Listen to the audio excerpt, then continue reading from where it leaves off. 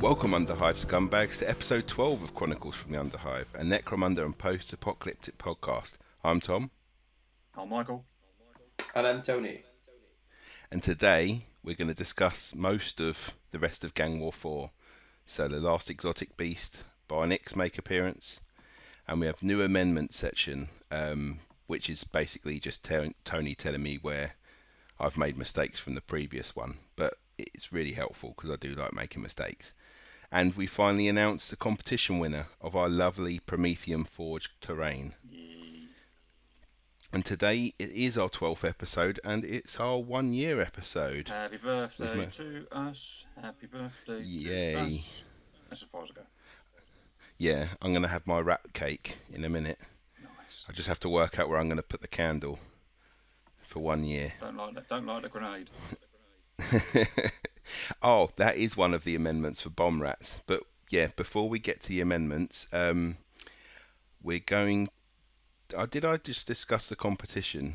You mentioned Yes, I did. it. So okay, so that's going to be further on in the episode, but we won't tell you when. So you might actually have to listen all the way through. Before we start, as normal, come join us on Chronicles from the Underhive on Facebook, Necromunda Tom on Instagram. And again, thank you for you guys who do the reviews and bits and pieces for the podcast. It really helps people find the group.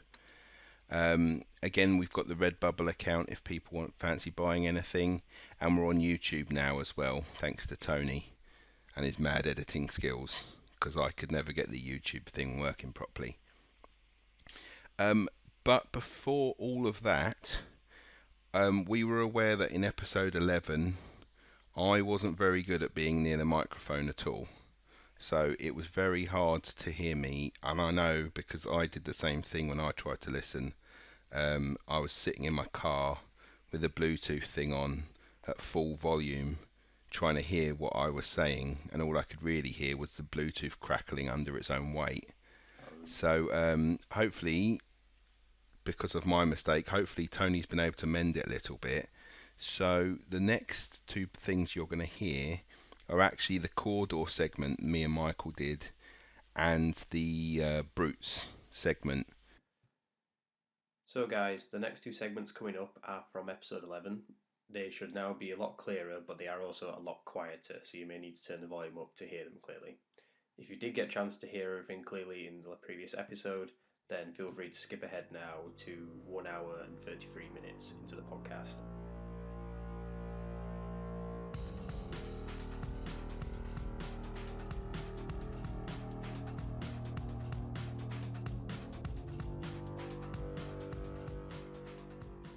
Welcome back to Cawdor. This is the showcase, so as normal, Michael's going to go first with the lore. The men and women of House Cawdor are the bone pickers, scrap herders, and midden thieves of Necromunda. Their vast empire built upon the discarded scraps of the other clans and bound together by an unshakable faith. The house owes much of its existence to the Cult of the Redemption, a splinter sect of the imperial cult that emerged on Necromunda centuries ago. Its preachers proclaiming the doom of the Imperium and the unworthiness of mankind to all who would listen.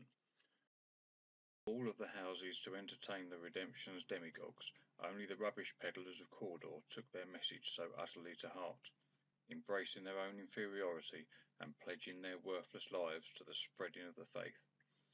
Though faith has done little for the house's wealth, its people have endured where other houses have failed and fallen to the march of time.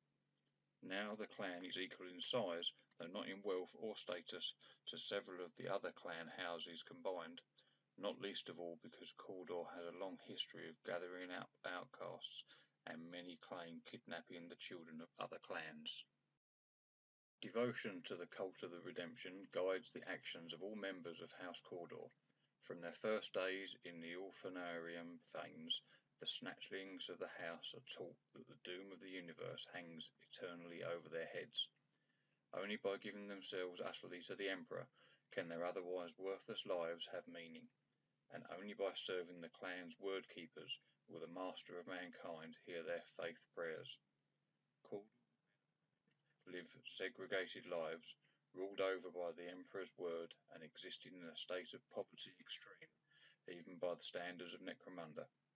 Its people make their meagre wealth by scavenging through the refuse of the hive, unearthing blessed relics from amongst the rubbish. The cult teaches that material belongings are fleeting, as is the importance of the individual.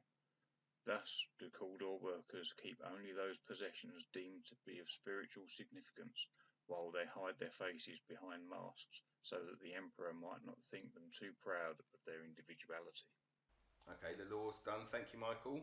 Kind of magical, sort of adding in of lore in the past. Yeah, we'll put it down to our editor's genius.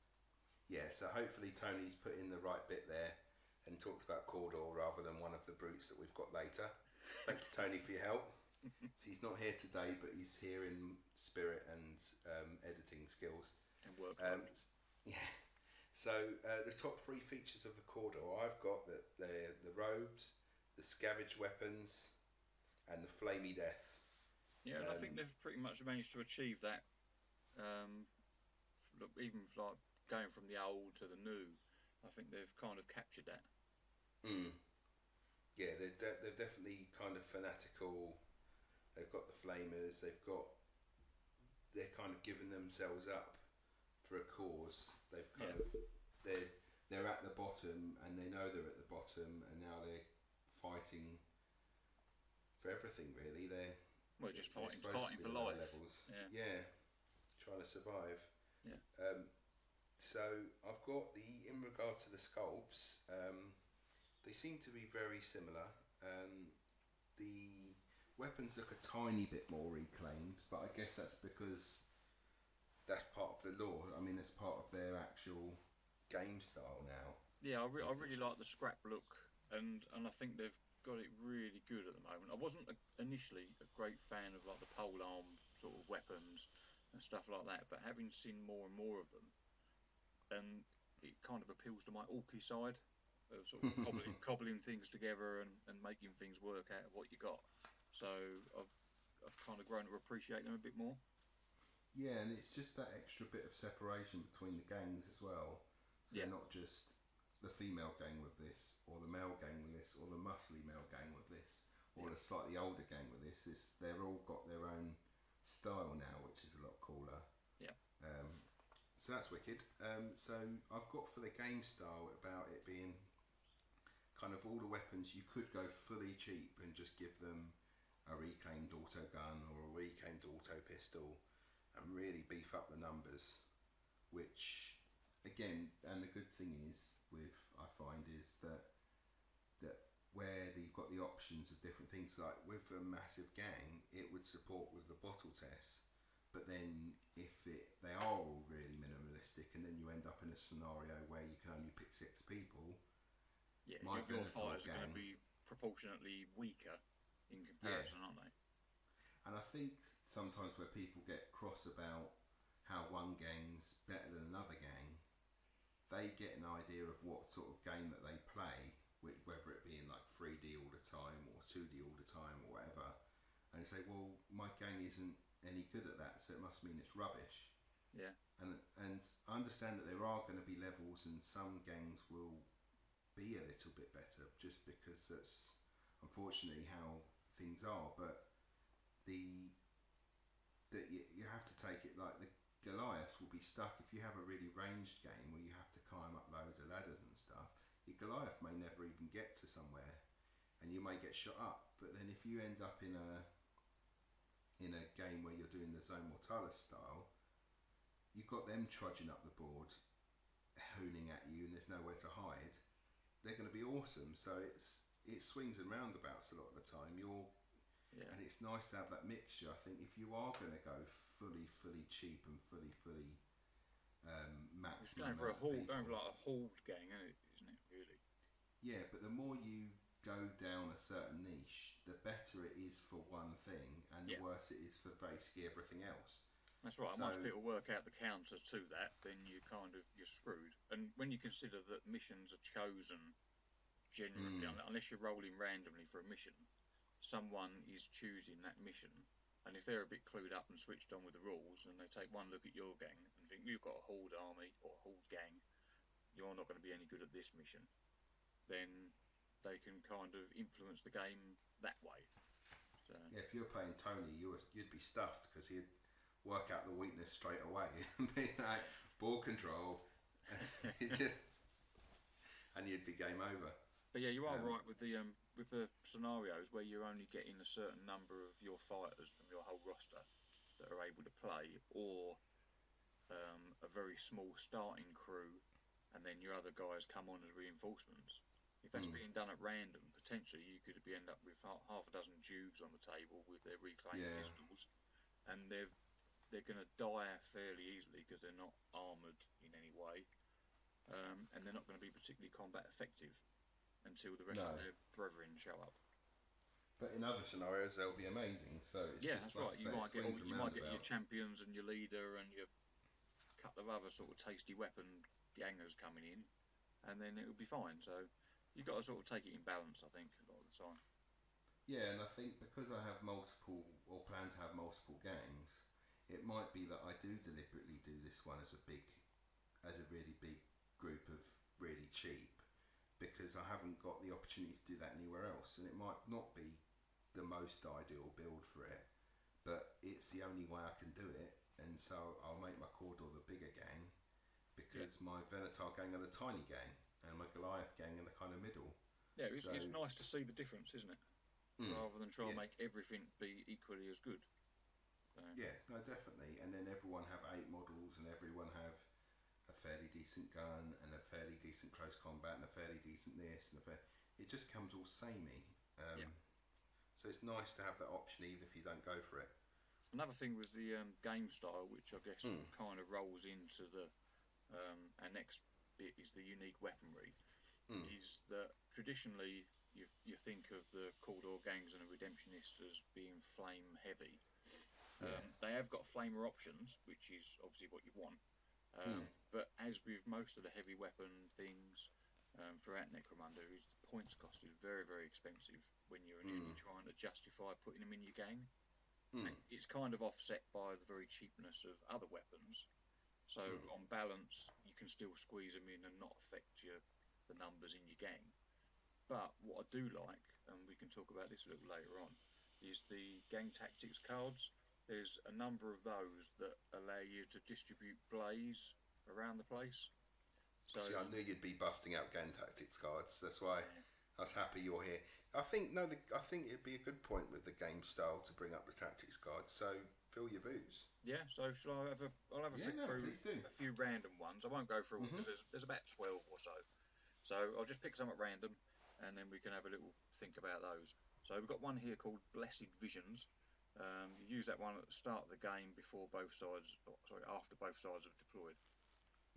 For the duration of the game, the gang's fighters may use their normal ballistic skill when making blind fire ranged attacks or ranged attacks through ductways. So that basically means that your guys can kind of hit the deck and take cover by sort of volunteering to go prone, or if you happen to be prone because you've been hit by something, and then you can shoot with no penalty whilst you're on the floor. And you've got also, with that blind fire, you've got a 360-degree fire arc, haven't you? So how did you say? So at the start of the first turn, does that when it works? At the start of the game, before after both sides are deployed, and then this lasts for the whole duration of the game. So that whenever your guys are on the deck, they can still shoot without any sort of penalty. Is going prone an action? You can, I believe, well, I haven't got the rulebook to hand, but I'm pretty sure you can choose to go prone.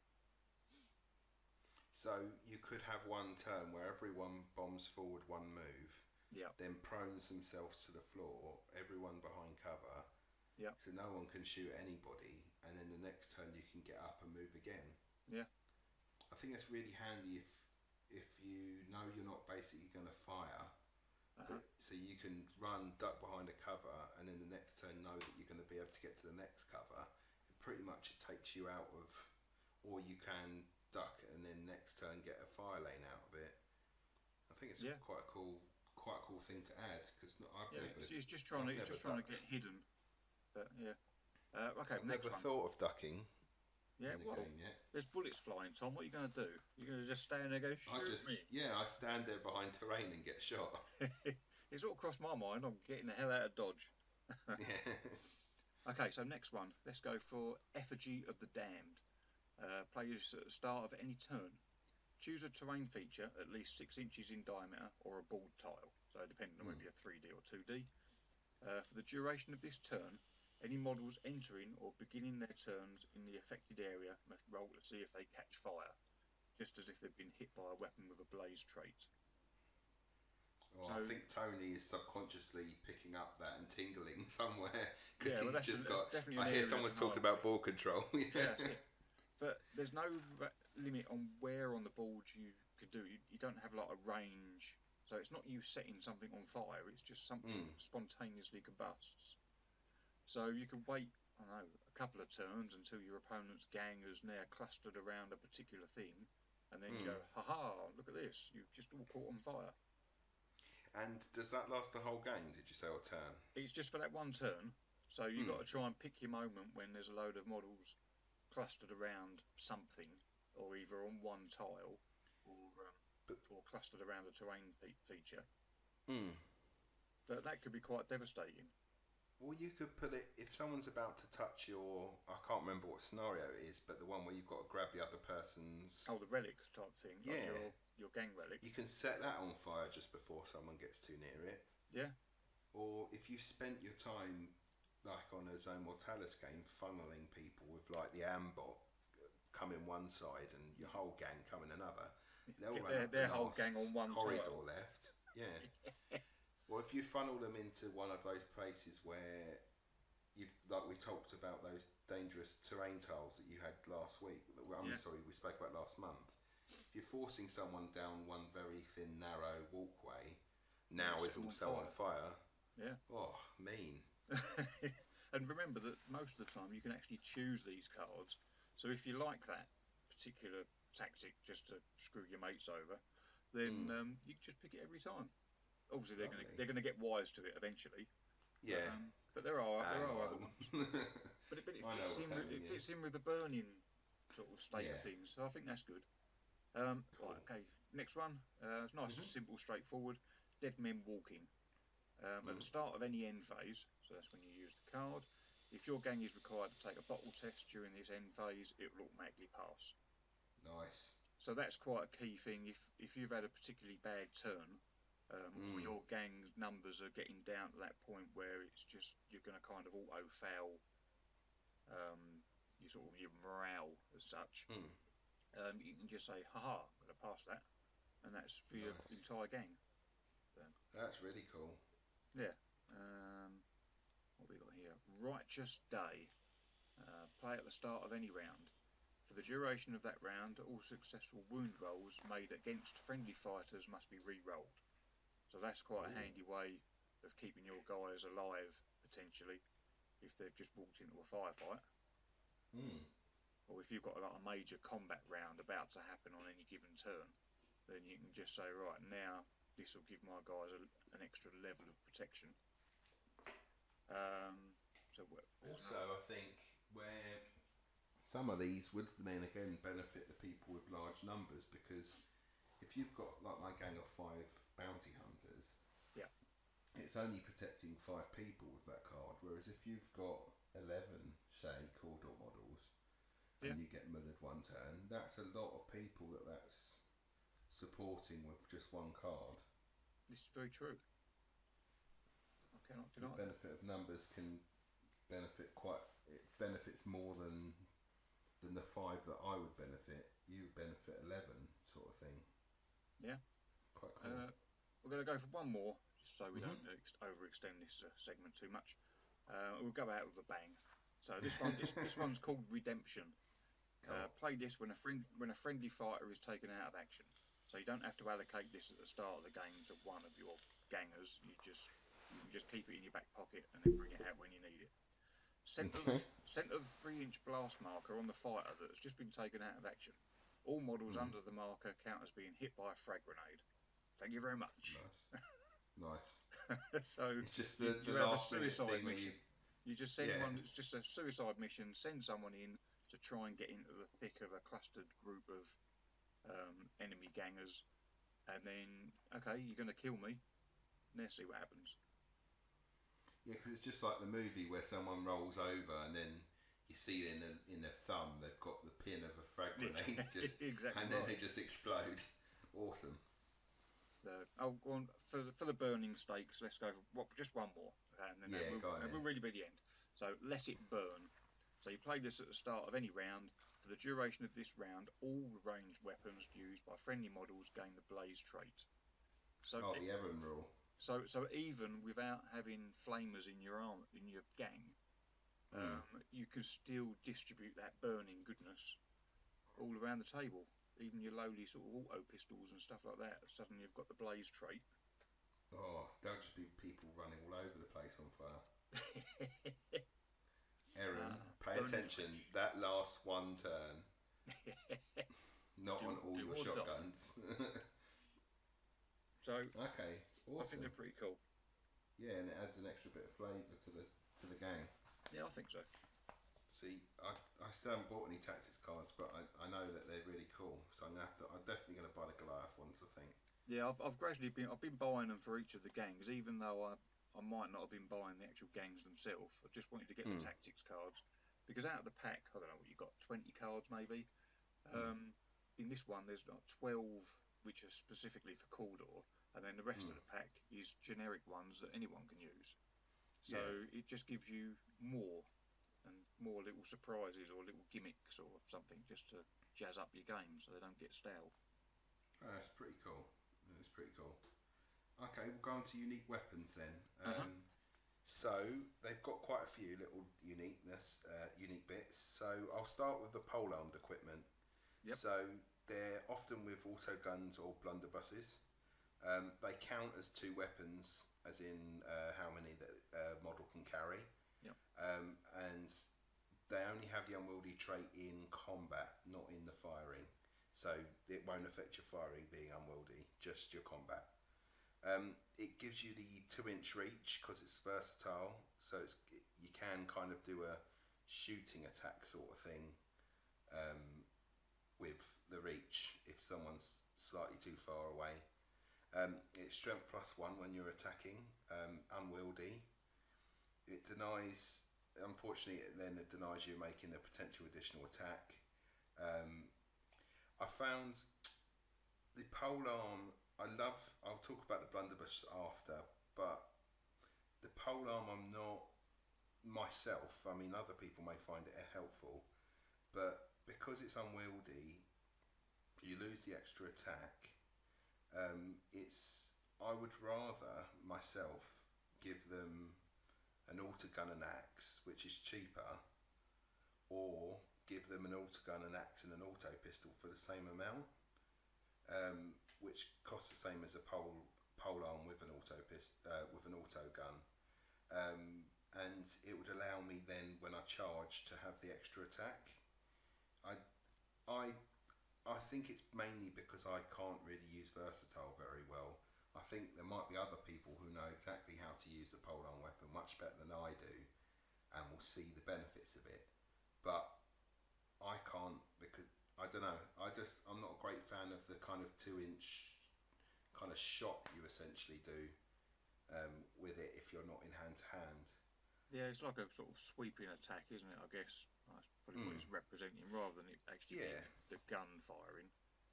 And it's an extra option, and like I say, there's probably more skilled people who can actually do something decent with it. And if there's a model in the way, and you're good at being able to move the models in a certain way that guy can't get hit because there's other people in the way, and he can just reach over with the it makes fluff sense and everything else. Because it's like a long weapon, it's obviously unwieldy because the weight's at the top. It all makes complete sense. I'm just not tactical enough to use it properly, so I would definitely go with an auto gun, an axe, and an auto pistol for the same sort of cost. Yeah. The time I would use a polearm is for the blunderbuss though, because I think that's really cool. And templates. Yeah, templates. So the different shots. So you've got grape shot, which is template. It's strength 2. It's got the scatter shot rule, so if you are hit, if shots hit by this make D6 wounds rather than 1. So that can cause a lot of mess. I mean, it is strength 2, but doing enough wounds, that could be pretty horrible. Yeah, and just remember, it's a dice game, so from time to time you can spike them dice and just roll really hot, and then it'll just be, whoa, what the hell happened there? So because I'm just trying to get my head around the actual rule now of Scatter Shot, it says if hit, the shots make D6 wounds instead of 1. Does that mean hits, or does that mean, was this like the situation I spoke to Andy before, where he said that no, it means wounds? So basically it's a template, so it auto hits. Yeah. Then is it that if you then get wounded by the strength 2, it then counts as D6 wounds, so that means that it's extra damage? I'm not quite 100% on how D6 wounds works. No, I'm not. I don't have because the then hand. What I might do is I might send that message to Andy again and just get a clarification in on the next episode. I'll discuss what's been suggested on how it works, because what I would see it as, like, you say you have 3 models under it, they all get hit once, it's strength 2, so you've got the potential of wounding them or not. But then does D6 wounds mean that they take D6 lots of strength 2 and then they all do 1 damage, or that you get hit by strength 2 but there's a potential of it being D6 lots of strength 2, and then from there you work out the damage? So it's just trying to work that bit out myself. There's probably once you've got it down, then it'd be alright. There's probably stacks of listeners going, oh, this is clearly this, but yeah, these people don't know what they're talking about. Yeah, I mean, instead of asking Andy, I could just, when I do the podcast, feel free to just write a post underneath when I release the episode, just saying, you idiot, it's clearly like this, and then you can explain it to me. So anyone can help me, that'd be great. Next one's Purgation Shot. So this is a bit more flamery. So this is template again, strength 3, and it's got the Blaze special rule. So yeah, I mean, as we've talked about Blaze quite a lot, I'll just talk about the special rule quickly.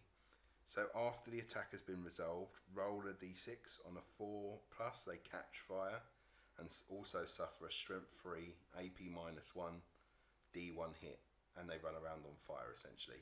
Yep. So there's rules for how to run around, how to be put out, and all of that sort of stuff. But essentially it just gives you 2 opportunities to kill somebody. And so you've got the strength of the weapon in the first place to try and do some damage, and then if that doesn't do any damage, then hopefully later in the turn you've got the opportunity of the burning doing some damage. And also, if it doesn't actually kill the person, it means that they're out of action essentially anyway, because they're running around all over the place. And then if you're dedicating another model to try and help put them out, that's 2 people that you've dealt with that aren't doing something else. So that's really cool. Causes a lot of nuisance. Emperor's Wrath, which sounds pretty cool. So that's got an 8 to 12 inch range, so that's not a template one. It's strength 4, AP -1, damage 2, knockback, and pulverize. So pulverize I've not seen very often. So after making an injury roll, you can roll d6. If it's higher than the toughness, a flesh wound can be changed to a serious injury, which is fairly cool. Yeah. So you're more likely to knock them properly down to the floor, which would mean you've got more potential to coup de grace them and other sorts of bits and pieces, and it also means it just takes longer for them to get up. So that could be quite helpful. It's just that extra chance to thump them to the floor. Yeah, I like it. Next, you have the Chain Glaive, which is essentially just a massive chain sword on a stick. Yeah. Again, it's versatile, so it's got a 2-inch reach. It's -1 to hit in close combat. It's strength +2 low, AP +2, -2, and 2 damage. So if you do clonk someone with it, it's going to be pretty horrible, but it's harder to do so, essentially. Yeah. Again, it makes sense. You've got a giant heavy chainsword on the end of a stick. It's not particularly it will be unwieldy, but if you do catch someone with it, it's going to cause a lot of pain. Certainly. Something that has been very popular with a lot of people is the long rifle. So the short range is up to 24 and the long range is up to 48. So it's a fairly, again, long rifle. So it's basically the whole board, provided you got line of sight. That's the whole board, isn't it? Yeah, so it's got a +1 to hit at long range as well, which is cool. So if you can keep them between 24 and 48, you've got +1 to hit. It's strength 4, so it's pretty strong. AP -1, and it's got knockback. Sure. So you've got the potential to knock people at range. I would use mine, I think, to just keep going for their long range stuff. Try and knock down their heavy weapon or something along those lines. Yeah, and it's not too bad a cost either, really. It's only No. 30 credits. When you compare that with a regular auto gun, yeah, polearm auto gun is 20, and even a reclaimed auto gun is 10. But obviously you suffer the effects of it being reclaimed. But 30 doesn't seem too sad for that amount of range. The positive modifier for long range shots. Okay, a lot of the time an enemy gang is going to be within 24 inches, so you're not always going to benefit from that +1 to hit.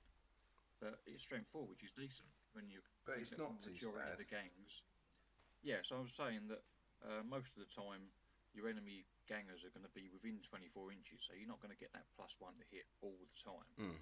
But certainly in the early stages of a game, if you've got some nice shots lined up, or you manage to get your guy in a decent position, then that +1 is certainly going to help you.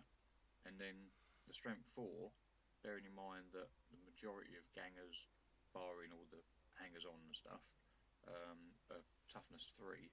Strength 4 is pretty damn powerful, isn't it, really? Yeah. Looking at the rules for the roster, it looks like in regards to special weapons, you only get to use one special weapon to start with, but then after that, any ganger you add can be a specialist as well. So it looks like you can just keep, once you've had your first game, keep buying additional long rifles. Well, in theory, though, your champion and your leaders, or your leader and your champions can have those as well, because they've got no weapon restrictions, have they? That's very true. So you can have a fair amount. So you could have 4 of those to start with. It's going to push up the points cost of your models, but then if you're not throwing in an almost 200 point heavy weapon, then you can afford to splash out some long rifles. And you just kind of have a scrap dealing sniping gang and just try and play that, and then maybe send all the ruffians and the Jews into the fray whilst your big guys hang at the back taking pot shots. Yeah, no, it's definitely cool. I think I'd definitely run it as a gang with 2 different tasks, one being laying down fire and another being running up close and spraying templates everywhere. Yeah, and also when you if we skip the heavy crossbow for now and go straight to the bomb rat, if you are splitting your gang in that way, then the ones that are running forward, they can have bomb rats and stuff. So let's start with the bomb rat then, before the heavy crossbow. One question I have is, what grenade do they use? Because it just says grenade and bomb. It doesn't. I couldn't see where it says what grenade it is that explodes.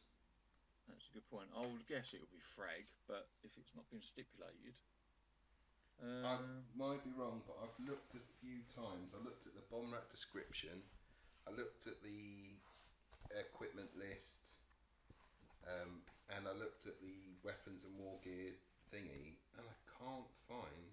Oh, right, okay. So it's actually in the fluff description. Really, it's not really a grenade of any specific type, because it gives you the modifiers for hitting, and then it tells you what it does when the grenade goes off. Is there different options for strength then? Yeah. Go off. Oh no. Yeah, it says go off and dud, but I can't see what the strength is. Yeah, it's a good point. Okay, as long as it's not just me. No. It's fine. I'll put a question mark to that, and I might ask Andy that as well, unless he gets bored of me asking him questions. He'll change his email address, you know. Oh, I bet. He'll go straight into his spam folder. Yeah. Ignore Chronicles from the Underhive. Right, I'll message him. Yeah, so that was the only bit I was unsure of, is how it blows up. Because if it's a frag grenade, absolutely fine. Yeah. I think with a bomb rat myself, it's too many rules for my brain to take. Yeah. My brain can only handle, you either throw it this far or you shoot it this far. I mean, other people way more game orientated than me would be able to run with a bomb rat and be like, yep. No, you run away from a bomb rat. You don't run with a bomb rat. You run away. No, but it's because it then does random stuff after that, and it's just it's when one rule leads my brain into another rule, which might go into another rule. It throws me, and it won't for other people. So, like I say, some people are loving the idea of a bomb rat, and if any of them can explain it to me in an easier way, then I might use them too. Yeah, I like the idea of it, and I think the conversion possibilities of those, I think, is pretty good, and I'm sure we can talk about that later. Yeah, we've got the conversion corner coming up. Yeah. I'll go to the heavy crossbow now then, because that's the last range weapon. Yep. So the heavy crossbow I like. It's short range is 15 and its long range is 30. It's like a frag strength 4 blast, 5-inch blast, so nice and big. That's huge. Yeah, it's knocked back and unwieldy, which is fair enough. So you can't run and fire with it. Yeah. Or you can do the frag, which is strength 6, AP -2, and 2 damage. So it's fits in between a grenade launcher and a missile launcher, essentially.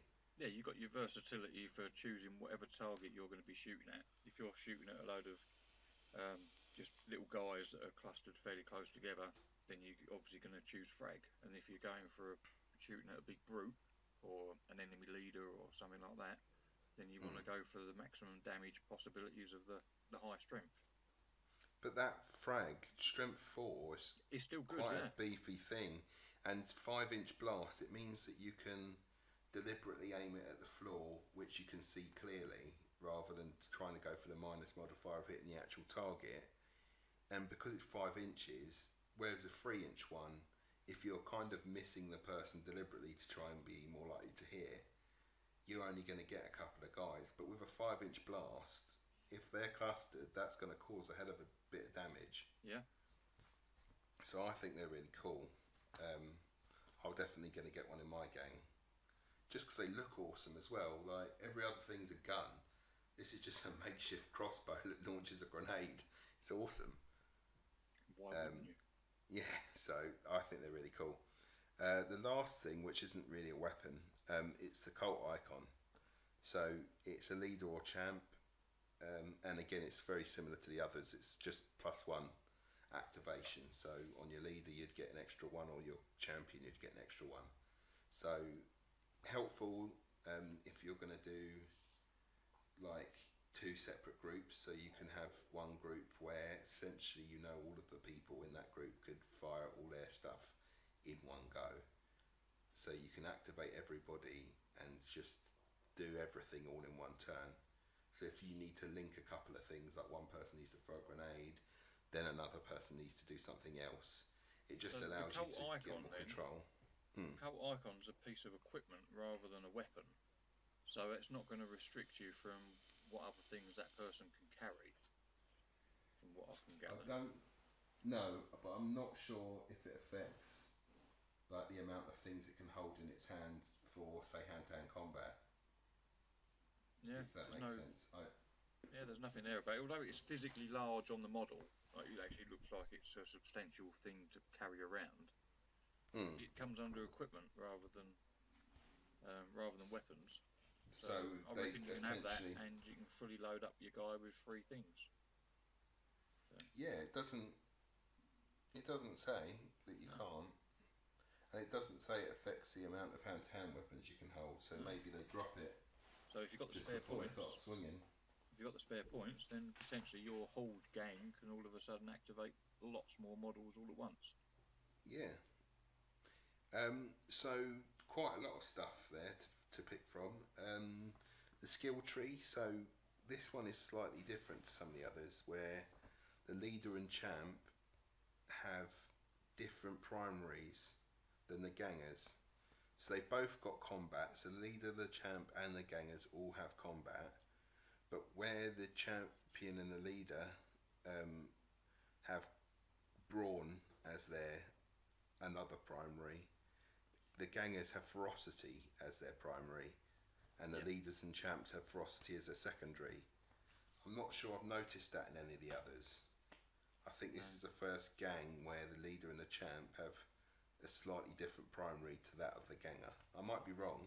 I do feel that the skills that they're allowed to pick from, like those categories, I think they really fit the theme of the scavenging sort of scrappy fighting type of warriors that you'd expect to see.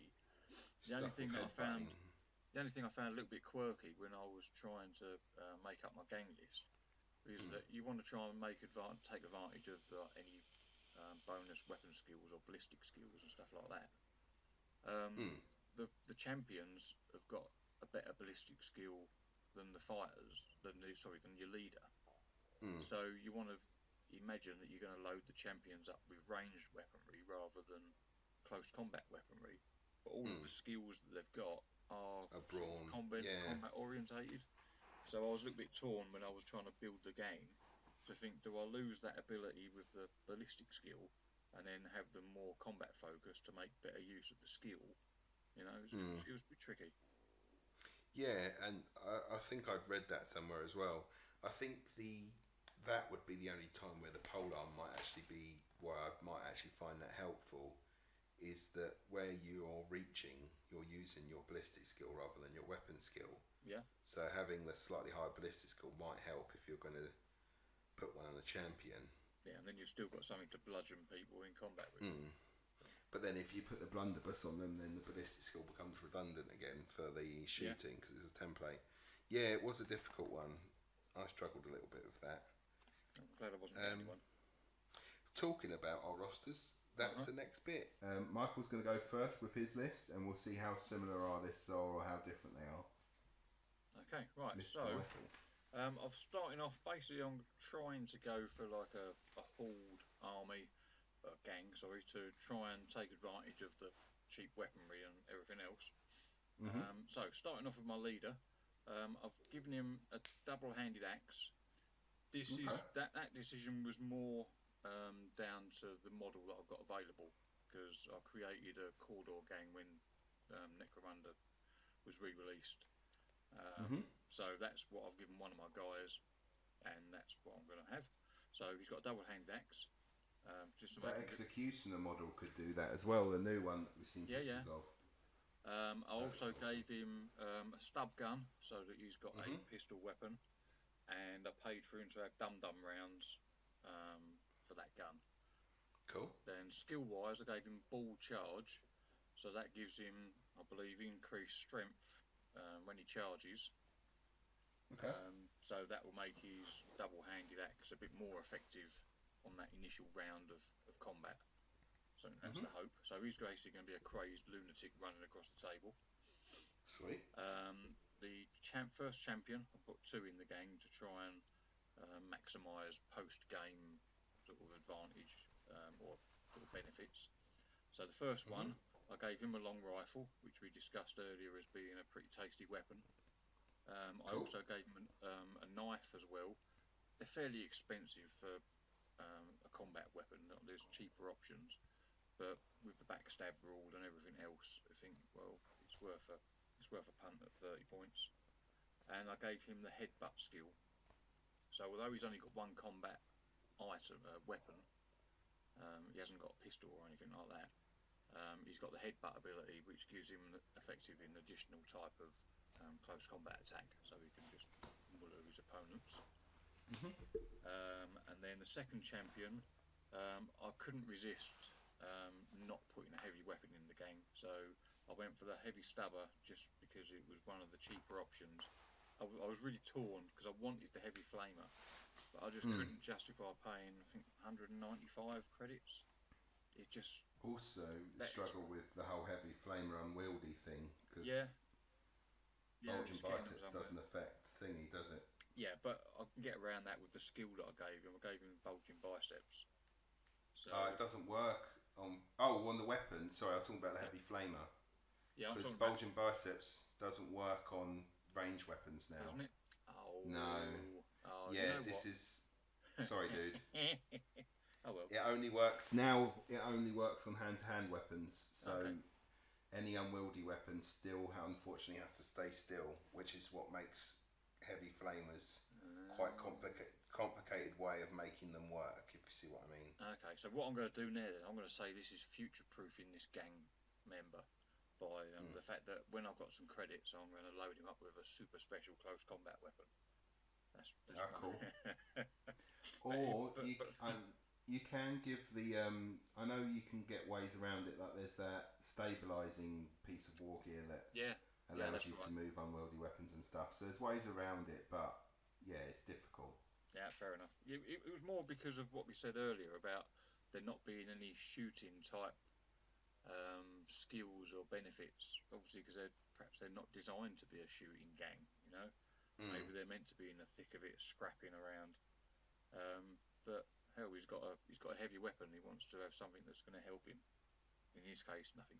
So I also gave him a knife, because assuming that someone's going to want to try and snipe him and come and get stuck in eventually, and then followed that up with 1, 2, 3, 4, 5, 6 gangers, and I gave them all reclaimed auto guns.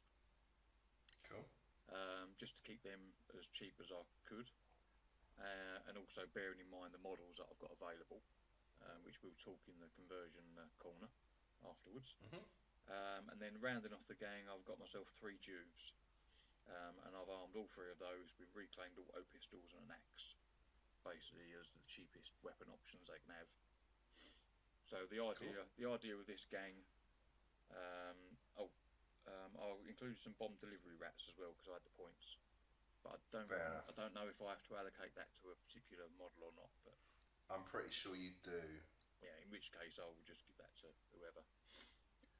So yeah, the idea is that my leader champion can go headlong, running into the fray, and then hopefully giving the additional activations to any gangers or Juves that are surrounding him. And then a couple of champions are kind of hanging back because they're like the fire support. So we've got a heavy stubber just sitting there plinking away with his -1 to hit at long range. Ooh. And then the long rifle, which is pretty tasty on a relatively small table. So that's pretty much that. Sweet. So there's me. Yeah. Okay, I've got my list. So I'll start with the leader.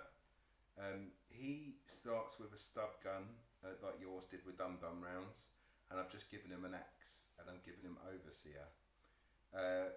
Mainly because out of all the leaders, they're probably the least equipped out of any leader, and giving him the Overseer skill allows me to double up someone like my champion who's next, who has the heavy crossbow.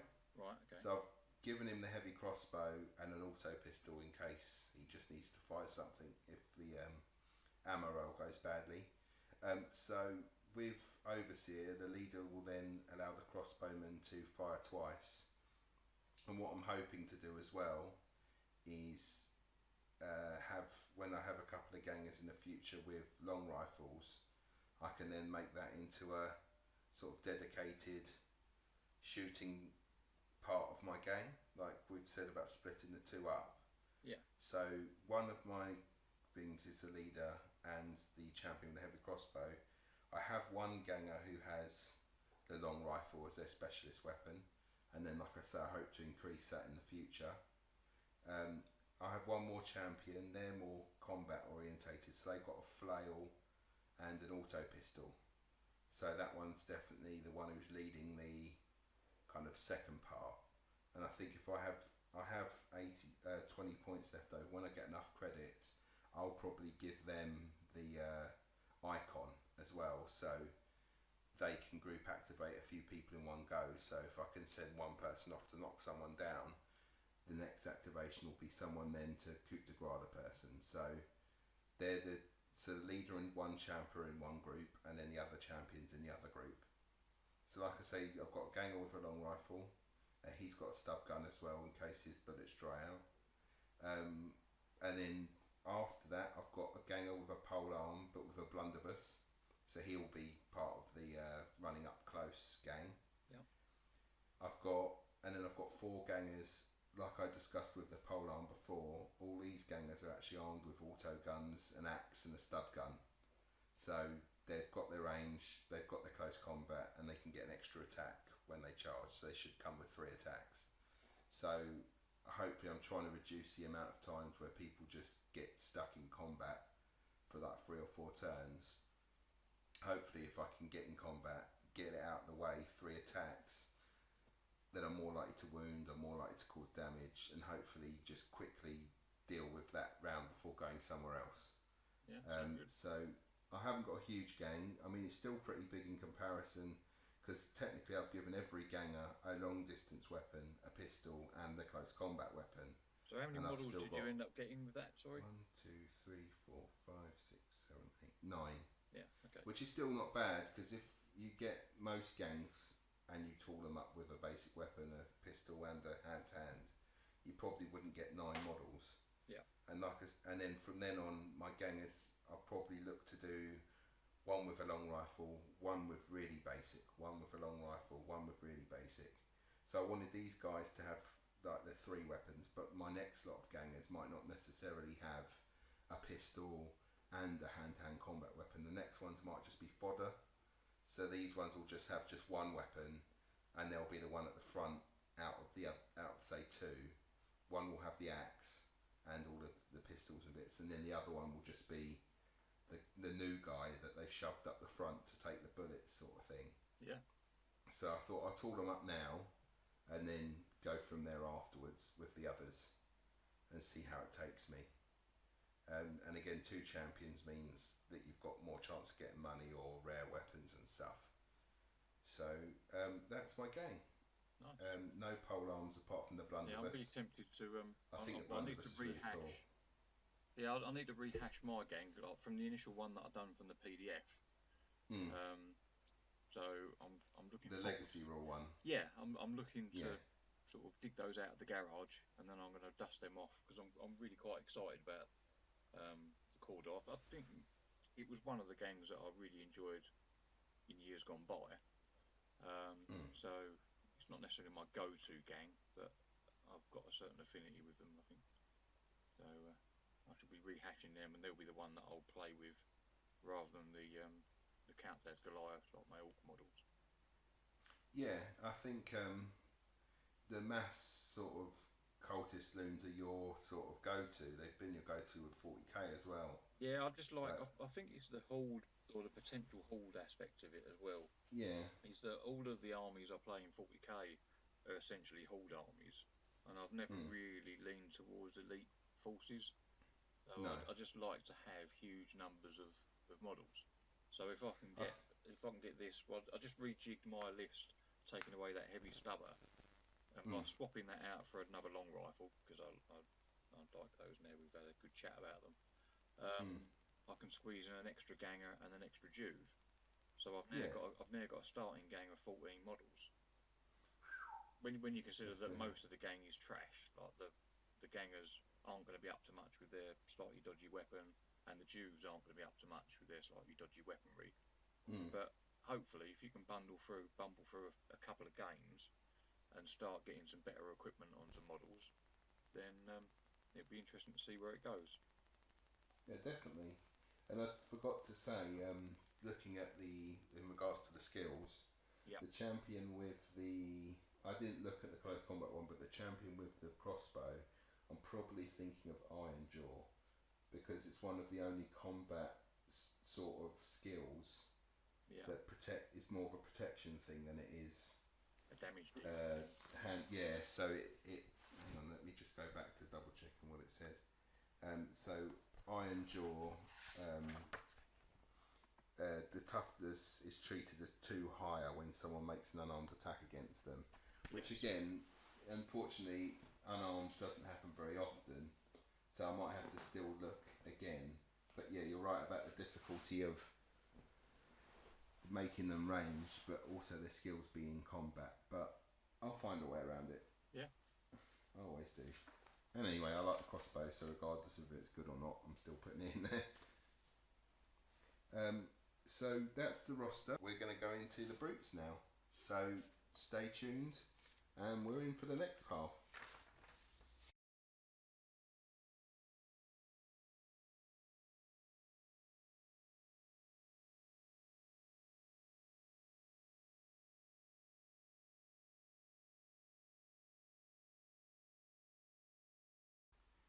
Okay, welcome back. We're now in time for this showcase. So it's time for the rest of the brutes. So we're going to start first with the Escher one, which is either a Chimerix, a Chimerix, a Chimerix. You'll probably hear Michael call it something else, so we're going to do the lore for that. House Escher has a long and somewhat shadowy history in dealing with off-world life forms. Known that they make extensive use of strange and exotic creatures to fuel their pharmaceutical production, and the fact that it provides the raw materials for their outlandish costume appears to be a fortuitous byproduct. Daily life comes the house's way legally through sanctioned trade and the noble houses of the upper spires, and long-standing contracts and permits allow House Escher ready access to the segmentum's most illustrious pedigree beast breeders. For every legally obtained shipment of alien fauna the house takes delivery of, however, there is another clandestine shipment inbound to their laboratories as well. House Escher has long been suspected of importing creatures through more illicit means, and the coming into frequent possession of life forms prohibited throughout the Imperium for all manner of reasons, ranging from ferocity to uncontrollable reproductive rates. The laboratories of House Escher do not shy from such dangers, however, and strive ceaselessly to create new and ever more potent drugs and elixirs from whatever biological source they can procure. Commonly, perhaps, is the fact that House Escher runs a dark and hidden trade in the creation of new life from the creatures they deal in. Gene-spliced hybrids, flesh-fused chimera, and other darker fusions of different species are commonly created. Provided that House Escher continues to avoid the use of intelligent Xenos life in their experimentation, the Imperial House continues to turn a blind eye. And so these dumb monstrosities are produced and sold to the gladiatoriums to entertain the crowds, kept as attack beasts to guard and protect Escher holdings, and quite often make their way into the ranks of particularly well-renowned Escher gangs, where they add considerably to the status of the leaders and champions. Okay, thank you, Michael. So that's the lore. The cost of the model, let's go through this first. So it's 220 credits. It's got 6-inch movement. It's got 4+ weapon skill and ballistic skill. It's strength 4, toughness 5, wounds 3, initiative 3+, 3 attacks, and it's got chemical breath. It comes with chemical breath and talons as its weapons to start with. So we'll go into the weapons that it has. Chemical breath. It's strength 2, damage 1. It's a template, so Michael's favourite. It has toxin, which I quite like, which is the thing that knocks out my Goliaths. Roll 2d6. And the target who gets hit rolls a d6 and adds a toughness. If it's the target's higher, it's fine. If it's equal, they're seriously injured, and if it's higher, they go out of action, which is pretty horrible when it works, especially with high wounds Goliath models and stuff. And if you can get this on someone else's brute, and they're unlucky enough with the dice rolls, you can take them out first turn. So I find toxin pretty horrible. I actually think it's worse. I mean, technically worse. It's more horrible than what the other option is, which you can add to, which is Gaseous Breath. So I'll go into that one. So Gaseous Breath is something that you can actually pay extra for. It's a template again, and it has the gas rule. So you roll a d6, and then if it's higher than the toughness or a natural 6, an injury roll is made regardless of the wounds. See, I find Toxin worse than Gas. Yeah, well, the fact that you've got that chance of taking something out of action Entirely. straight away, yeah, obviously you've got the lower strength. That, I think that's the difference, isn't it? Is that you're relying on that strength versus toughness thing in the first place to actually do the. But Toxin doesn't really take into account the strength at all. You both roll a d6. Sorry, the attacker rolls 2d6 and the defender rolls a d6 and adds their toughness. Right. The actual toughness of the Toxin, I don't actually think counts, which is why I might be wrong, but I find that Toxin with the potential to take them out entirely is more deadly than the ability to take an injury rude regardless of the amount of wounds they have. Yeah, so more so now because there are a lot more models with multiple wounds. Like before, it was just either a champion or a leader, which obviously they're important key pieces for your opponent. But now, if they're investing heavily in brutes or other hangers-on that have got multiple wounds or bounty hunters or something, then the potential of one-shotting them, you've got to get lucky and spike your dice, obviously, but it's that potential that could be game-changing. I mean, this one, in a way, it means that if you get a 6, they're going to take an injury roll regardless. So they could have 8 wounds, and they're still going to take an injury roll, which means they've got a chance to then go out of action or a serious injury. So it's still quite strong. But I just think the ability to take someone out just because you've rolled slightly higher is pretty hefty. But the other one, the other add-on, I think is definitely worth it. So you've got Talons, which they come with, which is strength as the user. So that would be hitting with strength 4. Yeah. It's got AP -1 and 2 damage. So that's pretty hefty. But the Razor Sharp Claws are +1 strength, so you're hitting at strength 5. AP -2 and 2 damage, and also have rending. So on a roll of a 6, they also do an additional damage. So that's pretty horrible. So like 3 attacks base, 4 attacks on the charge. That's going to be pretty horrible with strength 5, AP -2, so it's getting through most armour. And then it also has the potential to do 3 damage if you roll a 6 rather than 2 damage each hit. So I think they're pretty horrible. I'd put the claws on, I think. Yeah, it's going to bump up the cost of the model, isn't it? Obviously, because if you're choosing to take any of those upgrades, but you also get the option of taking some armour as well, which is quite nice. Yeah, so that's one of the options, and they also have skills as well that they come with, so they can regenerate. They can regenerate a wound. Sorry, they can regenerate if a weapon causing the damage does not have blaze. On a 4+, they regenerate a wound. So even if they have a horrible turn, if they're not in combat for the next couple of turns, they can regenerate wounds. So that's pretty cool. And it also has Crushing Blow. So can it... See this, and this was a bit confusing as well. So can exchange one of its attack dice for an additional strength +1 and damage +1. Why would you can exchange? Why would you never not always do that? Well, because you'd be having one less attack, wouldn't you? So you can basically choose to have one less attack, but the remaining attacks that you do make are going to be at a higher strength, doing more damage. Oh, I see. That's what it means. I thought it said you can exchange one of its attacks for one of these attacks, which is +1 strength and +1 damage. So what it's actually doing is taking away one of your attacks entirely. So say you had 4 on the charge, you take away one of those attacks, but the other 3 attacks are +1 strength and +1 damage. Is that what it means? Well, going by your notes on our show notes, yes, but let's have a quick look in the book. So I thought it just meant you can change one of its attacks for attack that now does an extra +1 strength. Oh no. What it is, so you make your decision before you attack, and then regardless of how many attacks you're making, one of those dice can be nominated as a crushing blow. And then that particular attack is going to be at higher strength and higher damage. So why wouldn't you do that all the time? Why would you not do it? Yeah. Okay. That's That's fine, and I'm happy that they've got that extra. So one, say you change the colour of one dice, and that dice is even more mean, which is fine.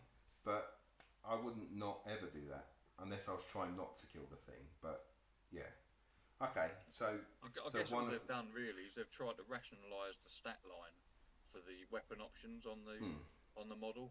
So rather than having an additional weapon option that you think, oh, I'm going to do one attack with this and I'll do three with that, you just say, well, you still roll your dice, but one of those is going to count as something slightly special. Yeah, because I think it's where I remember old games where you used to change in all of your attacks for one big attack, and that was called a crushing blow.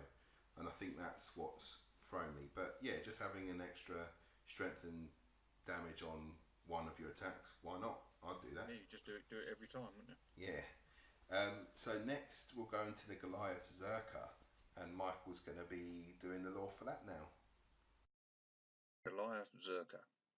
The members of House Goliath are notorious for their gene-enhancing and biomanipulation of their physical forms to monstrous levels. Many Goliath infants are vat-grown, the better to ensure a healthy specimen, whilst others are born of Goliath parents deemed suitable to reproduce if they adhere to the Goliath physical ideal. Whatever the infant's origin, from an early age, House Goliath utilises all manner of artificial assistance to boost its members' abilities to superhuman levels, be it through the use of combat stims or other more esoteric drugs brokered through the dealings with House Escher, or the genetic manipulation of their young, up to and including the surgical grafting of huge volumes of extra muscle mass. There are almost no limits to which the members of House Goliath will not go in their pursuit of what they deem to be the physical ideal. Indeed, this manipulation of their form has gone on for so many centuries that there are those within the Administratum and the Adeptus Mechanicus that believe many of House Goliath have evolved to become a distinct subset of abhuman unique to Necromunda. This is quite alarming, considering that gene enhancement and vat-grown muscle grafting is common across the Imperium and speaks volumes about the levels to which Goliath have taken these practices. Abuse of growth stims, surgeries, and other methods is not without risks. However, as ever, the most baseline of Goliaths will show noticeable reductions in cognitive function. For Goliaths that push the limits of their physical form to the extreme, the risks are even greater. Rampant and uncontrollable muscle growth, spontaneous bone spur mutations, metabolisms that rage out of control, and total loss of all higher brain functions are common. Such post-human flesh hulks are frequently seen in the gangs of the Underhive, where, in the crude parlance of the gangs, they are called Zurkas, bringing rampant destruction to the foes of their house. Okay, thank you, Michael. So the cost for this one is 210 credits. He has a movement of 4, a weapon skill of 3+. His ballistic skill I didn't really put on there because I don't think it's that great. I don't think you'll be using it very much. Plus it is. Okay.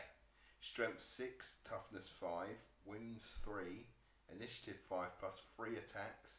It comes with 2 open fists. So open fists, I always see it as a back slap or a slap around the face, but open fist, strength is user, so it's coming at strength 6, AP -1 and 1 damage with knockback. Or you could pay for mutated fists, which has the versatile rule, so it's got a 2-inch range extra.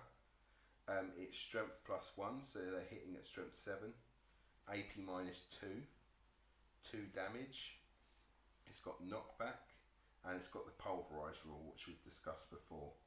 So you can, it's more likely to make one of the wounds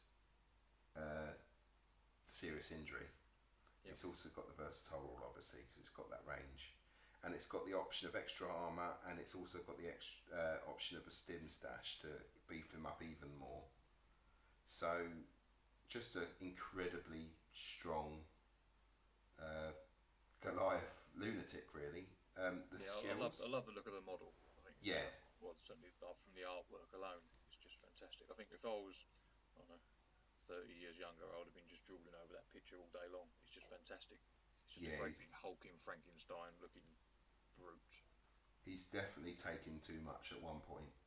Yeah. His skills, again, obviously, drugs, combat drug stash, so why not add more drugs? When used, Drugs it can bad, make... kids. Yeah, don't become a Zurka. When used, he can make an additional D3 attacks. So he'd be coming in at, plus D3 attacks. So you could be coming in at 6 attacks. If it rolls a 1, then he actually reduces the attack by 1. So you'd come in with 2. But you have the potential of coming in with 6 attacks, maybe 7 on the charge as well.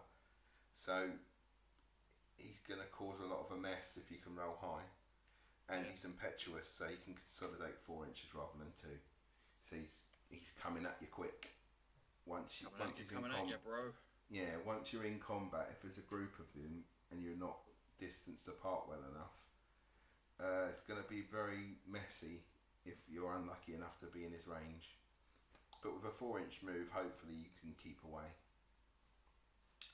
That's it for the Zurka, unless you have anything. No, I don't have anything to add. Not until we get to the conversion. Yeah, conversion bit's going to be perfect. There's loads I've got today. The Orlok Lugger. So Michael's going to do the lore for this. Orlok Lugger, H-grade cargo servitor. Common across all the worlds of the Imperium, servitors are melds of flesh and machine, most often human flesh, but sometimes, in the case of the Ambot, alien life forms slaved to a servitor engine. Most often, the human component of a servitor is harvested from a convicted criminal, one whose crimes are deemed too great to allow them to carry on as part of the Imperial Society, but who may continue to serve in another form rather than be wasted in incarceration or execution. Servitors possess the most rudimentary of human intelligence, their minds scrubbed of past memories and all but the most essential knowledge. Artificial memory engrams grafted in their place so that they will know their designated role and function and little else. Servitors are put to work in all manner of industry and for any menial task with which an unmodified human cannot be trusted. They work in hostile environments, their living flesh variously blasted to extremes of heat and cold, eroded by extreme elements, or withered and wasted by toxic surroundings, performing their tasks until they fail, at which point their mechanics are reclaimed and a new human donor is grafted into place. Orlok has ready access to mining and heavy industry servitors of all makes and manner, but those repurposed for gang warfare often take the form referred to by the gangers as luggers, heavy tracked units able to lift, move and carry bulky cargoes. Be they liberated from mine workings or cargo depots, such constructs are well suited to a combat role with minimal reprogramming. Okay, thank you, Michael. The cost, 230 credits. Movement 4, weapon skill 5+, ballistic skill is 4+, strength 5, toughness 5, wounds 3, initiative 5+, 2 attacks. He comes with a Harpoon Launcher and light carapace armour. So we'll go through all the weapons that he can take. So he can come with the Harpoon Launcher, which is strength 2+. Sorry, the short range is 2+, if you shoot within 6 inches. Yep. He's got 5 strength, AP -3, so that will get through some armour.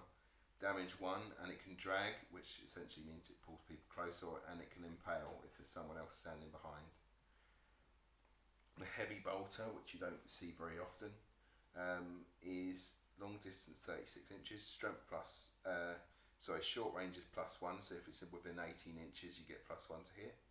Strength 5, AP -2, damage 2, rapid fire 2. So pretty horrible heavy weapon. He can come with a heavy flamer, which is one way of getting heavy flamers moving around the board. So he's strength 5, AP -2, damage 1, template and blaze. So it's a pretty horrible weapon. Cause a lot of damage. He can come with a heavy stubber, strength 4, AP -1, rapid fire 2 again. And you can give him heavy carapace armour for 20 credits. and you can give them a mono sight. So if you stand still and aim, it's a 2+ rather than a 1+. So you can keep him out of the way and beef up his shooting, or you can have him as a mobile, come along with you, and firing heavy flamers all over the place. Yeah, I think that's the loadout I sort of like. I like the idea of him just being a flaming, rolling robot. I think that's just fun. Just trundle him up. He's obviously going to go very slow. That's the only downside. His movement is only 4. Yeah. So that's going to be very limited in that regard. But in principle, that's what I would like to do with him. In reality, I would probably be giving him something with longer range, I guess. I mean, he has a weapons platform, so his skills allow. So weapons platform allows unwieldy attacks to be a basic action rather than a double action, so he can move and shoot. Yep. And he can aim and shoot, so he can add another +1, especially with the mono sight. So it means that with aiming you get +1, which means he's got to be as a 3+ essentially, and then with the mono sight it means it's a 2+. So if you're wanting to go a shooting platform way, you can either move and shoot, or you can aim. It just allows you to make it a lot more reliable. So you can have 2 options. You can either get on close and heavy flame, or you can keep back and plink. It also has the ammo hopper rule, so re-roll failed ammo checks that roll a natural 1. Yep. So you're less likely to run out of the bullets. And also with Orlocks, you're more likely to, with their skills, to have re-rolls on that as well. And also ammo jacks and bits and pieces. So you could get a fairly reliable heavy weapons platform using the Orlock Lugger.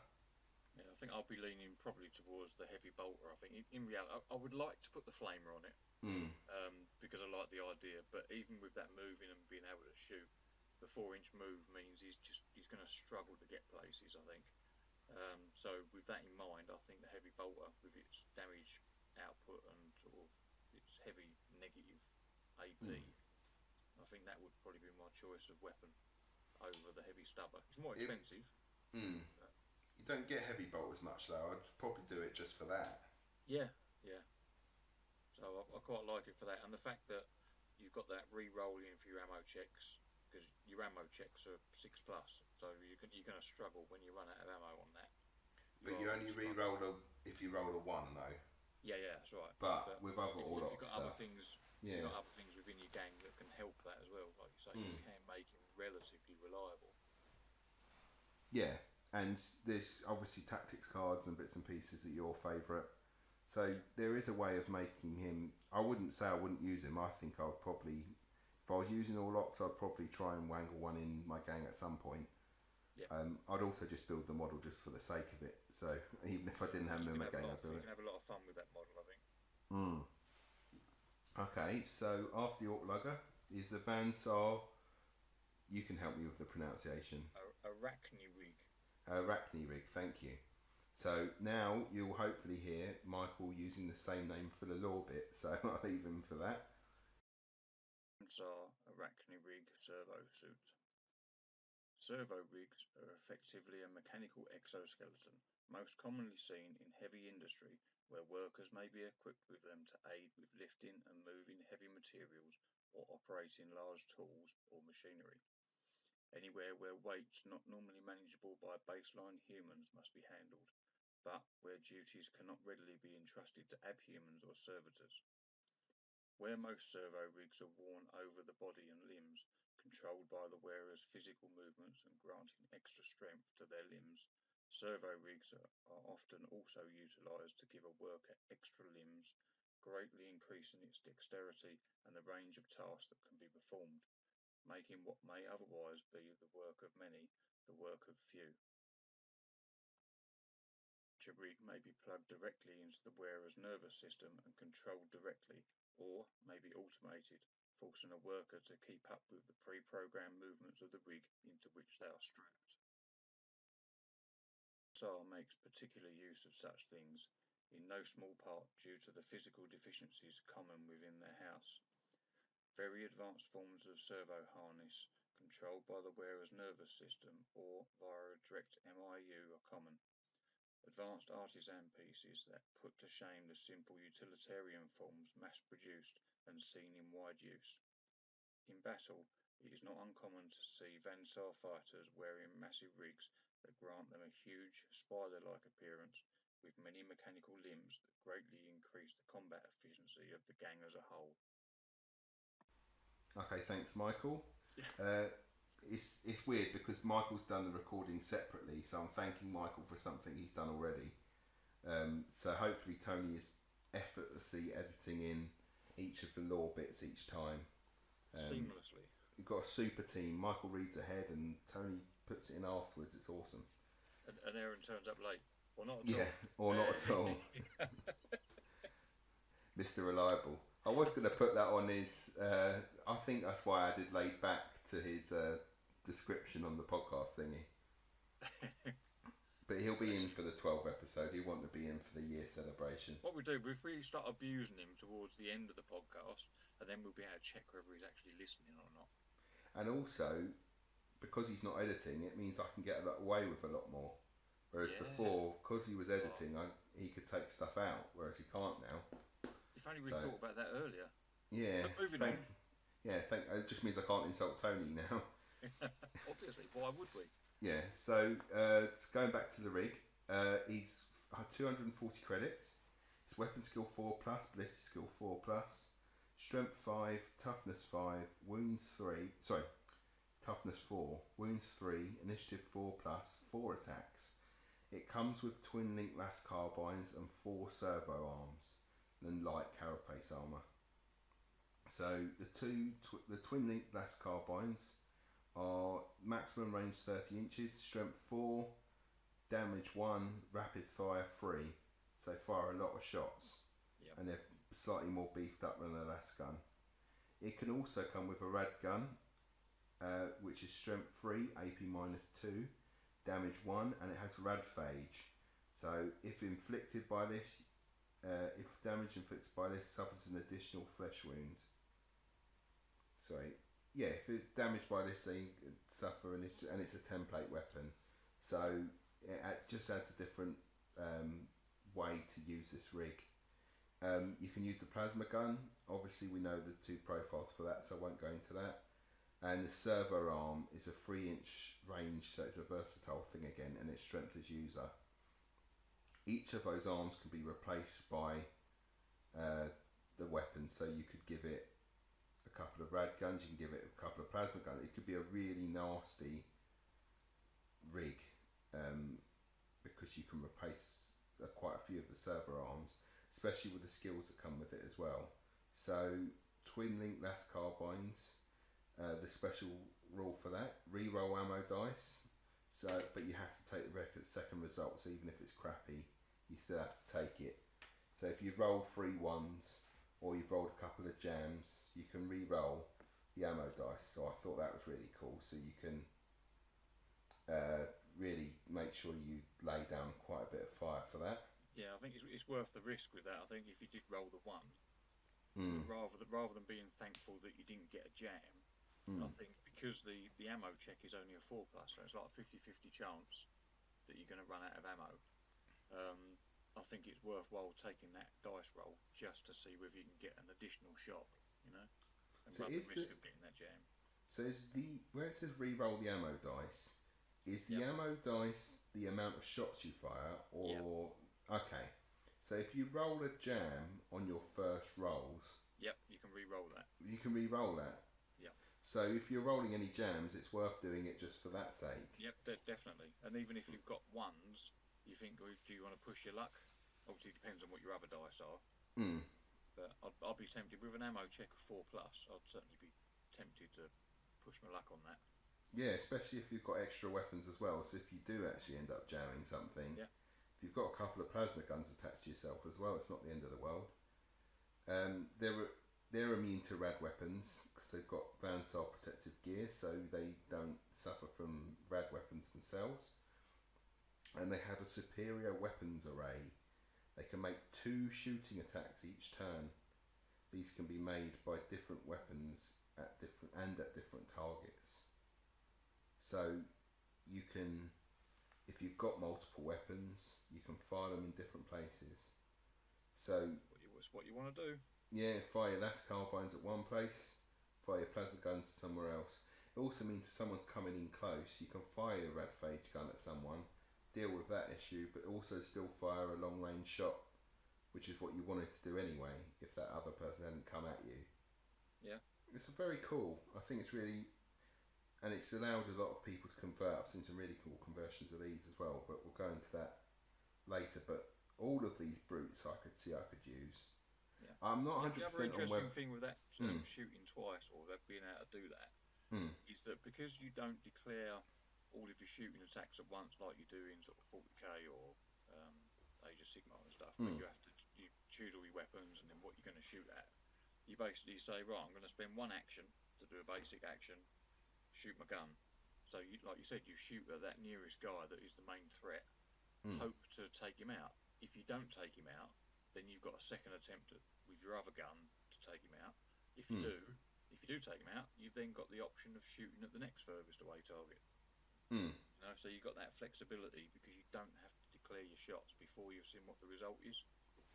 Yeah, and also it also allowed you, if you did take a red phage gun and a plasma gun, it means you don't have to necessarily fire them as a second time. If someone's close, you could fire your twin-linked heavy las carbine twice, which would mean that rapid fire 2 times with the ability to re-roll the amount of shots that you have as well. That's a very nasty weapon. Yeah. I mean, technically, I have no idea whether the cost's too high because I don't play enough to know the positives and negatives. But the actual units themselves, I think, are really cool. Well, I think by the time you're hiring brutes and stuff into your gangs, your gang's already at a certain level anyway. You've got a decent amount in your stash, and the rest of your gang has leveled up sufficiently to complement them. Because otherwise, if you put this into a starting gang, you'll end up with like 3 models. You'll have a leader, a champion, 2 gangers, just to keep yourself on your ganger quotient sort of legal, and then throw one of these in, and that's your 1,000 points. Yeah, but it looked cool. All of a sudden, everyone is going to be a bullet magnet, isn't he? So yeah, true. Everyone's just going to go for that. But once people are leveling up and you've got a relatively substantial and powerful gang, slotting one of these in, it's more for fun than anything, because you've got that centerpiece, haven't you? Yeah, I think these are all really awesome. So the last one then, last but not least, which I actually forgot to add to the notes, and even though we're talking about the Cawdor, is the Styx Shambler. So we will do the lore for that now. Cawdor Styx Shambler. Preachers and rabble-rousers of the devout of House Cawdor have little tolerance for the mutant and the abhuman. Such deformities of the body are clear evidence, so their leaders tell them, of the corruption that lurks within the soul.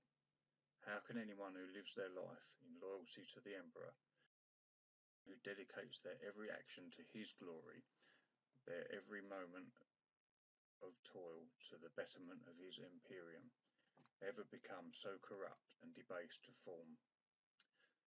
Physical abnormalities are clear evidence, then, that these afflicted have turned their gaze away from his light and shunned him as their one true master, and so the devout of House Cawdor will hunt them down and exterminate such affronts to him on earth with great prejudice, wherever they attempt to hide from his light. Exemptions not only exist within the teeming ranks of House Cawdor, but could even be called common. Many denizens of Cawdor are lame of body or weak of wit. Many are abnormally large or strangely proportioned and peculiar to behold. How it is that such variation from the accepted baseline norm of humanity can be tolerated within a house that claims to despise such variations is something of a mystery. But to Cawdor themselves, the answer is simply one of faith.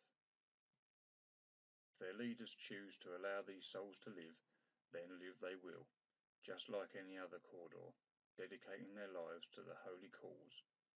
A common sight amongst the peoples of House Cawdor is that of the physically frail and the weak of mind coexisting, working together to do for one another that which they cannot do alone. sometimes regarded as bearers of stigma, sometimes called Stigs, amongst the gangs of House Cawdor, ever mutants, lest the speaker wished to provoke a violent reaction. These combinations of shambling, slack-jawed behemoth and shrewd yet wizened rider can be a great asset to any Cawdor gang seeking to establish dominance in the Underhive. Truly, House Cawdor is home to some strange sights indeed. Okay, thanks again, Michael. So I'm thanking you for past stuff again. So the Stig Shambler, 240, movement 4, weapon skill 4 plus, ballistic skill 4 plus, strength 5, toughness 4, 4 wounds. So it takes, I suppose, it's got 2 models essentially. Initiative 4 plus, 2 attacks, and it comes with a club and a heavy stubber.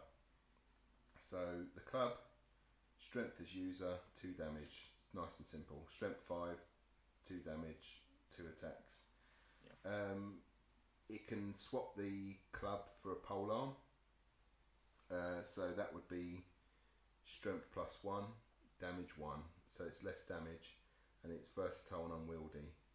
I probably wouldn't bother, but it's up to you guys, so feel free. The heavy stubber, again, we've discussed, strength 4, AP -1, rapid fire 2, unwieldy. It can replace the heavy stubber with a twin-linked heavy stubber. So essentially the same profile, but it has 2 damage rather than 1 damage, and it's rapid fire 3. So that could make a mess. Or you can give it the heavy flamer. So strength 5, AP -2, D1 damage, and blaze with the template. So the potential to everyone just run around on fire. So the skills, it comes with intelligent control. So reroll failed leadership, failed call checks, failed willpower checks, and failed intelligence tests. So you've got the smart guy on top telling. So I thought that was quite cool, especially with the possibility of being able to pick, more likely to be able to pick who you're going to fire at. So you can fire at people further away or closer or whatever. So that gives you a bit of control. And the call check, meaning that you're not going to run away if someone dies in front of you and all that sort of stuff. I think that makes it a bit more reliable. Again, like some of the others, it can move and shoot, but it has a -1 to hit if it does so, which again, if you give it the heavy flamer, isn't the end of the world. If you give it the twin-linked heavy stubber, it gives you the skill of being able to re-roll the ammo dice like the other one. Yep. But again, you have to accept the result. So you can either go, just keep it basic with a heavy stubber, keep it with give it twin-linked heavy stubber, which gives you the 3 dice and you can re-roll, or heavy flamer, which allows you again to move and shoot around, but you won't suffer from the -1 to hit. So I thought that was pretty cool. And it gives you the opportunity, it makes it look a bit like Master Blaster, big guy carrying a little guy, who's it makes it feel a bit orky to me as well, where you've got a big guy and then a little Gretchen on top doing something. Yeah, you have a little grot on there. That's it. Doing I like this one. This one sort of appeals to me quite a lot. I like that. Yeah.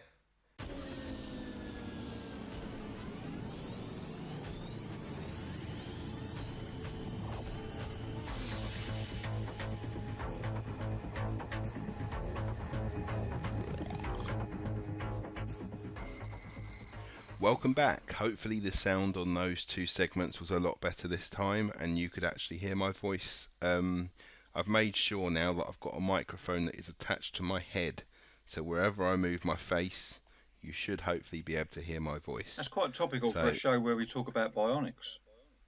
Yes, and that is definitely something we talk about.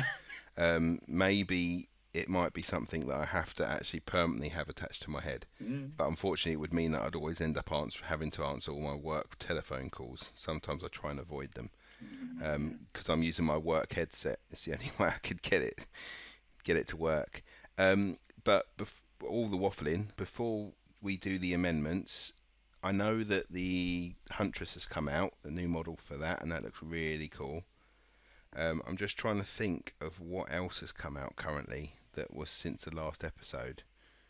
Have any of you found anything else? Not really from Necromunda point of view, but you can't ignore the Orktober I knew you were going to that's bring out going the on. I orcs. know. I love me You some love a orcs. bit of orc.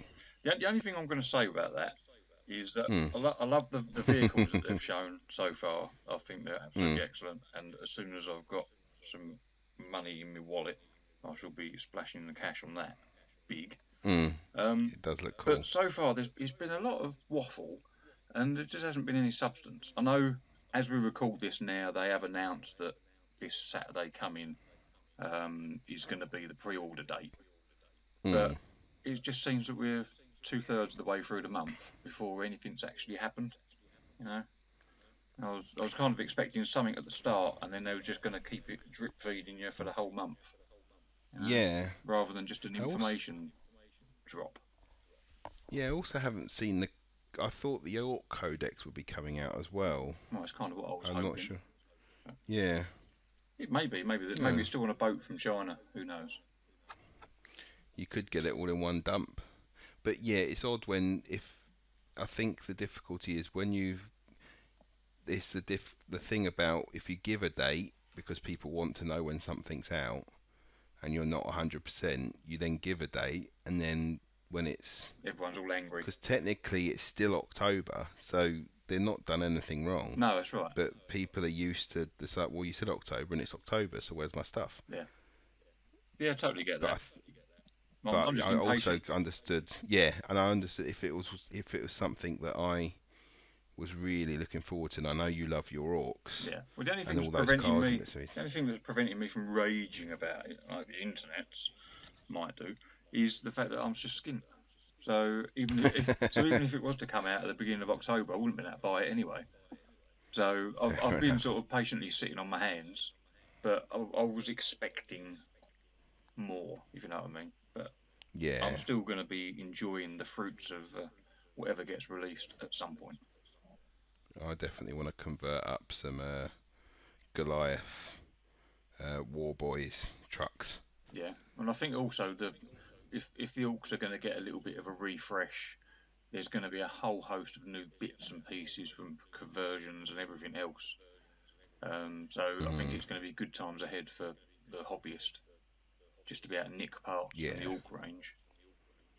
Yeah, they definitely. I know a lot of my stuff, a lot of my Goliath stuff come from my orcs. Yeah. And what about you, Tony? Have you seen anything? Well, they did just recently reveal the Sump Croc. Oh yeah. Yes. Yep. Good call. That's the first beast, isn't it? The first of the new ones. Yeah, I mean, hopefully it'll be part of a wave of releases, like a bunch of the beasts. Maybe we'll finally get the Ambot, and maybe some brutes might be on the tail of it as well. But for now, just the Sump Croc. But it does look really cool. It does. I fancy trying to buy those the Green Stuff World chameleon paints. You know, the stuff you get in the airbrush, to see if I can get like a sort of colour changing. Have you seen them? No, I've not seen them. They're designed to have a slight colour change, so they're like a metallic colour, and then you spray all through the range, and then as you move it, it has a slight colour flick to it. But they look really cool. But again, it's just about the money, isn't it? It's just like Michael was not having the cash to be able to buy everything that you want. Yeah, so us poor brutes. Well, it's different because barely any of my money is on miniatures. All of my stuff is just buying more and more hobby stuff, like the airbrush and the extractor and the pump and tweezers and pliers and special tools for green stuff. And like I spent way more on hobbying stuff than I ever had my actual models themselves. Yeah, this is true. I think it's just where my passion is. So I'd always rather paint and build than play, which is not always what everyone prefers. But I just like to have all the things, and that's why I'm skint. We also had the Orlok main guy came out, didn't he, a little bit before, with his cyber hound. With his dog, and he looks badass. Yeah, the dog looks nice. He's definitely awesome. What about you, Tony? Is there anything else you saw? Because it was Slate Medina, the Orlok Road boss. That was the guy. And then Kira the Huntress as well's come out. Yeah. She looks really nice. I'm tempted to get one for my own Escher gang. Oh yeah, I think so. I think I'm wondering if I can, because I was going to say, because I still need to make a character model, because with my War Boys, my Goliath War Boys, I wanted to do a hired gun that looks like, my brain's gone blank on the woman's name, Furiosa. So I wanted to cut the hair off one of the Escher models. And I've seen it before, and someone else has done it to make it look like Furiosa. The Huntress would look badass, but I don't think I could bring myself to cut away all that beautiful hair and He's feathers like a and third of stuff. the model. Yeah, it's like someone's spent all their time crafting that thing, and then I'm just going to wreck it all. I don't. I guess the only other thing that's not a new release as such, but sort of inspiring a little thing was with the release of the Kill Team core box set. I've been tempted to pick it up for the terrain, and I've been trying to decide what I'd do with the Gene Stealer cult and the Admech in it because I don't play either of those in 40k. But I was looking at them, and I think kit bashing them together would actually make a really cool Chaos Cult gang where it's based around the Dark Mechanicum. Yeah, I mean the Mechanicum, the Scutari bits make really cool bits. Like the heads and the helmets, you can use them loads for like nomadic, ash wasty sort of people. And It's I really also easy. I want to try and get my hands on the big Galapox infected guy from the Rogue Trader Kill Team release because I'd like to Oh, use the him huge as a ones. Dark Mechanicum Chaos Spawn. Yeah, that would be really cool. The one with the flame coming out of its stomach. Yeah, it's got a furnace in his tummy. I'm quite tempted to pick that up at some point when I can, but not so much a new Necromunda release, but a relatively new release.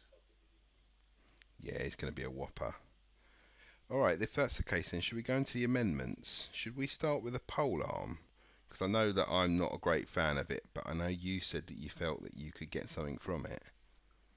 Yeah, so I actually really like the versatile rule, and I've been trying to convince a few friends of this as well because I've got one or two friends who are convinced that just taking axes and auto pistols everywhere is the way forward for Cawdor. But I actually really like the polearm, and it's because I've been playing with my Escher gang, and my leader has the shock whip, which also is a versatile weapon. Yeah, my Escher one has that too. Yeah, and it comes in really useful in a bunch of situations you wouldn't really think. And I think once you could actually have a bunch of your regular gangers running around with them, they'd be really cool. Because, so one of the main advantages I have with it is one, you can stand up and then take a swing at someone who's, like 2 inches away. So if you've been knocked down when people are getting near each other. So, because you can't typically stand up and charge, like unless you've got the jump up skill or whatever it is, spring up, I think. Um, getting knocked on, getting pinned will stop your combat guys from getting into combat, which is where they want to be. But at the end of the day, you can just jump up and swing away with your polearm. Couldn't you just shoot with your auto pistol though?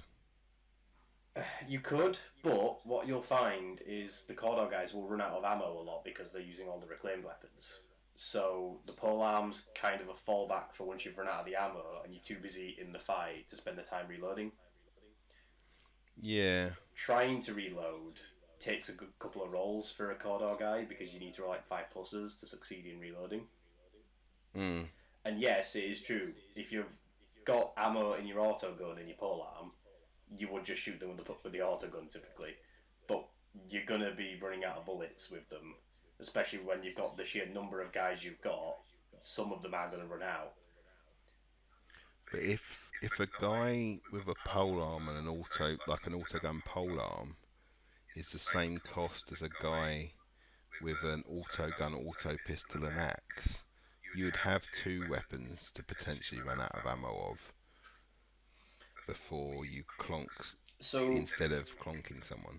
some of the other points to polearm that I like about it is one, when you strike your opponent, they don't get to strike you back like in a normal fight.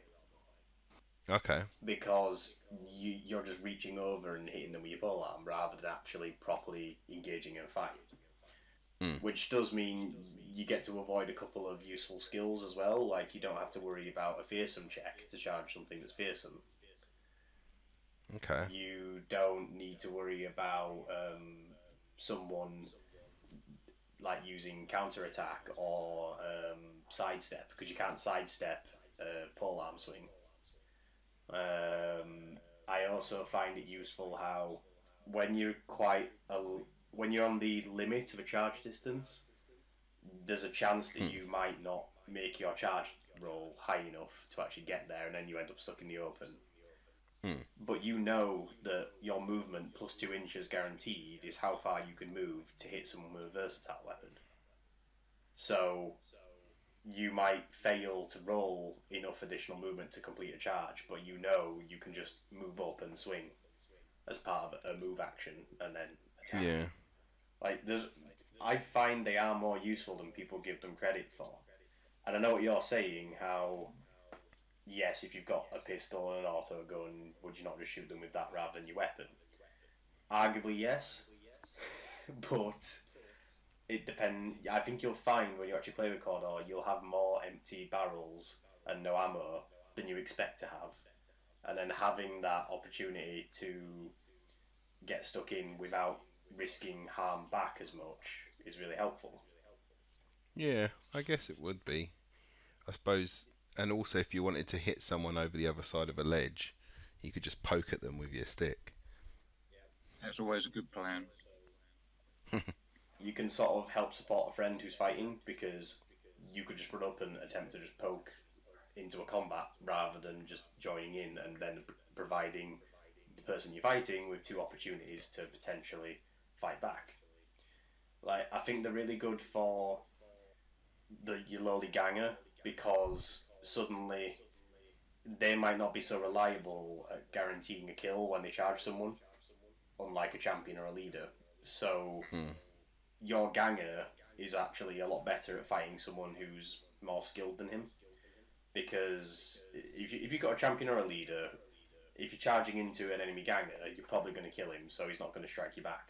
But if you're a ganger and you're charging an enemy champion or leader, you've got a lot less chance of taking them out, so they're going to hit you back.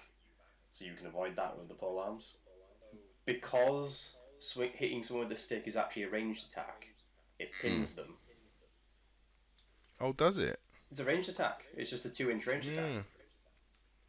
Oh, that's cool. So you actually stand up and you just start knocking people over with your sticks. So you knock someone to the floor and then they've got to go through the whole process of getting up. Yeah. So you end up in a position where, rather than charging my ganger into your champion and hoping I maybe do something like a wound or get lucky on my rolls and you fluff yours, instead my ganger can just run up to your combat-based champion, donk him on the head with the stick, and even if he doesn't harm him, he pins him. Which means he can't charge next turn. Yeah. So to pin, you only have to hit, don't you? Yes. Whereas if you're in combat, a hit that doesn't wound doesn't achieve anything. No. That's not a bad shout. Yeah, like, there's this few... I want to pin someone on the floor now with a stick. It is the same thing that if you've got an auto gun, if you've got ammo in the auto gun, you would also pin them by shooting them with the auto gun. But True. Again, those situations where you run out of the ammo, or you don't want to risk shooting your own guy if you're trying to fight, if you're trying to attack into a combat. Instead, you're happy to swing a stick in, because if it backfires, it's not as harmful. I actually find there's quite a few situations where having a versatile weapon is surprisingly helpful. I think all I know that I would do is go, oh, I can finally use my polearm, roll a 1, and then that would be it. I think that's what puts me off the most, I think, is that when I come to that roll, I'll just miss. I know I'll miss. That's I'll do a confidence Michael for and you. miss. But I think they're surprisingly useful. It's kind of a strange thing to wrap your head around, because it's not like you're looking at it and you're going, oh yeah, that's just incredibly powerful and it's going to kill things. What it's Mm. actually, its main strength is changing the flow of the game. Because if suddenly you're not charging when, if you're fighting a Goliath gang, you're used to the Goliaths trying to charge you and engage you in combat, and instead the Cawdor are just running up to you and then hitting you with sticks. You can't use your usual techniques to actually try and fight back. You have to think outside the box, and that's forcing your opponent outside their comfort zone. Mm. I'm gonna have to play a game with you, aren't I? I'm gonna have to bring my Goliaths out, and you can see if you can hit them with your sticks, and I'll see if my axe will just clonk you in the face. My favourite loadout in my Escher gang is Ganger with Lasgun. I find them the most useful tool in the gang because Yeah. I can just provide so much nuisance just by having a weapon that consistently lands a hit. It doesn't need to do the damage because I'm just throwing a spanner in my opponent's plans by constantly pinning their fighters. Mm. I feel like I'm vindicated because I'm pretty sure when we covered the Eschers, my Escher gang, the theme for that was las guns on everything. Yeah. Yes! I'm a hero. You dirty, dirty man. You saw it here first, folks. Okay, should we go on to then the bomb rats? Because I know that you finally explained to me that the bomb rats are obviously based with whatever grenade you have, because the rat is just the delivery system. Yeah, that's But literally all it is. did The rat is basically just a alternate method of firing a grenade. so are you able to explain to me how that's happening then? Because I've tried to read the rules, and again I don't know why my brain is so bad at being able to take in rules, but it still seemed like too many rules for my head. So a bomb rat itself is just a piece of war gear that you can buy for your ganger in the same way you might Hmm. buy like a stim slug stash for a Goliath. Hmm. It's not actually a weapon, but it is something that helps your offensive output. And you just essentially let it go, and it goes off in a random direction, or Semi-random. So you have a bit of a start. whenever, whenever you would choose to throw a grenade, you can Hmm. instead choose to attach it to a bomb rat instead of throwing it, and you Okay. still then make your ammo roll for your grenade like you would do normally. Hmm. So you have an infinite supply of rats, but not an infinite supply of grenades. Okay, so you're like the Rat King in Ninja Turtles. And basically, so when you deploy the rat, That just sounds like a euphemism for something. You Dear. deploy in Dirty Den. Sorry, Tony. when you deploy the rat, you place the actual rat bomb model, which presumably will be coming out at some point in the future. Hmm. You actually place it in base contact with its owner, Hmm. and then you make an intelligence check for the fighter that's just deployed it. Okay. If the check is passed, you can choose the direction in which the rat moves. Whereas if it's failed, the rat moves in a random direction by the scatter dice. Okay. So how well trained the rat is, or how well you are at training the rats, basically. If you're smart enough, you can get it to do what you want. If not, it's going to do its own thing. And then the rat, in either case, it moves up to 6 inches, so it's just always 6 inch. They ignore all terrain except impassable. They suffer no penalties for climbing, they never fall, and they may freely leap any gap of 2 inch or less. So you get pretty free control over its movement. So if you can dictate where it goes, you can do quite a bit of nifty stuff with it. So you got intelligence check every turn then, and then every turn, if you do it right, it goes the right way, and if not, it then goes random. Effectively, yes, but you only make the intelligence check if the rat is within 9 inches of the fighter that deployed it. So once it gets over 9 inches away, it's too It's far away for you to random. command it. Okay. So what that typically means is you'll get to do at least two checks, because the one when you deploy it, and then if you passed, it'll only be 6 inch away. So when it activates in the next turn, it'll still be within 9 inches of you, so you can check again. Right. But if it gets beyond that and you've not run up, kept pace with it a little bit, it would then be doing its own thing. And it gets set off once it hits an enemy It or sets one off of once you it gets guys. within 1 inches of a fighter, friend or foe, or another bomb delivery rat, if there's multiple of them. Oh, okay. And on the 2+, the grenade goes off, and on a 1, it's a dud. In which case, the rat vanishes into the darkness to dwell upon its good fortune. So fair enough. So it can be quite random then once it's out of your. I suppose I can't even remember the intelligence of a Cawdor member as well. If it's not a great intelligence, then I have this feeling it's pretty much like a 50-50 chance on a regular ganger. you have to be brave then. Yeah. I think I'd rather just throw it. At least I know where it's going, kind of. Yeah, your Cawdor gangers and champions are intelligence 7+, and your leader is intelligence 6+. But your Okay. Jews are intelligence 9+, so the rat's probably smarter than your Jews. Fair enough. And then if it's running down a corridor and you say you get a slight angle, does it then hit the wall and stop and then next turn carry on, or would it just follow the line of the wall once it had I mean, it's kind of up got to to you it? and how you want to rule it, but I'd probably say it just runs along the wall. You know, it sort of tries to move its maximum distance as sensibly as possible. Yeah, I think you Yeah, better apply a bit of common that's sense what to I'd that probably rather than, do. yeah. Because otherwise it ends up more like one of those little mini hoovers that just moves and hits the wall and then stops and then turns and then carries on again.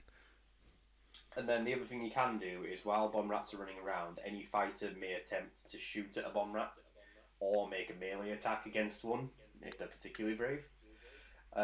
Because the rats only detonate if they end their movement within an inch of someone. So, if you were to run up to the rat, it might run away from you in the end phase and then not be within an inch of you. What if you stomped it? So, whenever you make an attack, be it ranged or combat, against the bomb rat, there's always a -1 to hit modifier because it's a small rat. Mm. And if the rat is hit, you don't need to roll to wound. You just by hitting it, you roll a d6. On a 4+, the grenade goes off. Oh bloody hell! So if you shoot it and then you hit it on a 4+, it goes off. On a 1, 2, 3, the grenade does not go off, and the bomb rat's just killed and removed. So basically, can you precisely kill the rat without triggering the bomb on its back? So you could run up to it and just lop its head off, and then you're fine because the grenade's not gone off. But it's still quite a high potential that you do. Yeah, 50-50. Okay. Where I imagine this is useful is actually once you get into the scrum. So rather than trying to get your rats to run out ahead of your gang, what you actually do is you wait until sort of everyone's a bit in the middle of the table and stuff's going down, and it could sort of go either way. And instead, what you do is gangers that get injured or bleeding out, they sort of limp off round the corner, and when they recover, they start sending rats in. Okay. That's how I'd use them anyway. I think I'd probably only really want to use them in Zone Mortalis, and just like if I had one long corridor, that I'd have people on one side and then one guy just every so often sending a rat down this one corridor, and then seeing if people want to be brave and run up it while this rat's coming the other way. The trick with them in Sector Mechanicum is that they can climb freely with no reduced movement. Oh, okay. So you could actually use them to cover a fair bit of vertical distance and actually send them like it might be dangerous for or time consuming for your ganger to try and clamber his way up there. If he can be doing what he wants while he just loses a rat, and then it clambers up and then does its own thing amongst all the enemy gang, you don't mind where it goes off. Because I'm just thinking, if you release the rat and it goes off, when would it know to climb a wall, or that if your movement like say you're on a rail, or you can camber down like the spiders and bits and pieces can, but you can't finish halfway, but his movement would have made him finish halfway, does that mean he drops to the floor or does that mean that he just stays on the rail that the level he was on? Again, I'd probably say it. I'd probably use more common sense and whatever feels narratively right in the situation. But if you wanted to sort of have a more steady rule for it, I'd probably say it'd complete the distance to the floor because they're not really um, they're not really particularly prone to falling or taking, environmental damage. So it probably would be fine just to scurry that last little bit and drop. Yeah, because either that or you could do like lemmings and then just drop loads of bomb rats off a height. Empty the sack. Yeah, that's your final word, isn't it? It's the name of the show. The thing that I quite like the idea of is using them to make an area of a board, particularly as a Mortalis one, hazardous. I.e., you'll loose a rat down one corridor that you have no intention of going down, but you don't want to be flanked down it. So if your gang moves off in another direction, it doesn't matter if it sort of keeps scattering 6 inches in a rough area because you're not close enough Still to detonate where it. you want it Do you to be. need line Yeah. of sight to have the intelligence test thing for controlling them? It doesn't specify it, no. So you could, in Zone Mortalis, you could be the other side of a wall. So you could shove a rat down a corridor that, like you say, you've got no intention of going down yourself. But you just follow alongside it, the other side of a wall, to control it. Not quite, because in Zone Mortalis you tend to measure a true distance, so you'd have to measure it along the length of the wall and round it, not as the crow flies. Yeah. Michael, the roles have changed. You've become sneaky tactic man. Yeah, but I'm still wrong though. An open debate on that though is whether or not doors count as obstruction for true distance or whether or not it's as the crow flies. This has come up in our games a little bit. Like, if you can't be within 6 inches of an enemy ganger when you deploy, but there's a closed door between the two of you, does that count as within 6 inches, for example?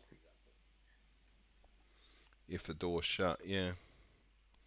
I think that's a better in for amendments. Like, versatile weapons, I think, are surprisingly useful when you actually have a good number of them running around in your gang, and bomb rats are a more hilarious method of throwing grenades, basically. Awesome. Excellent summary.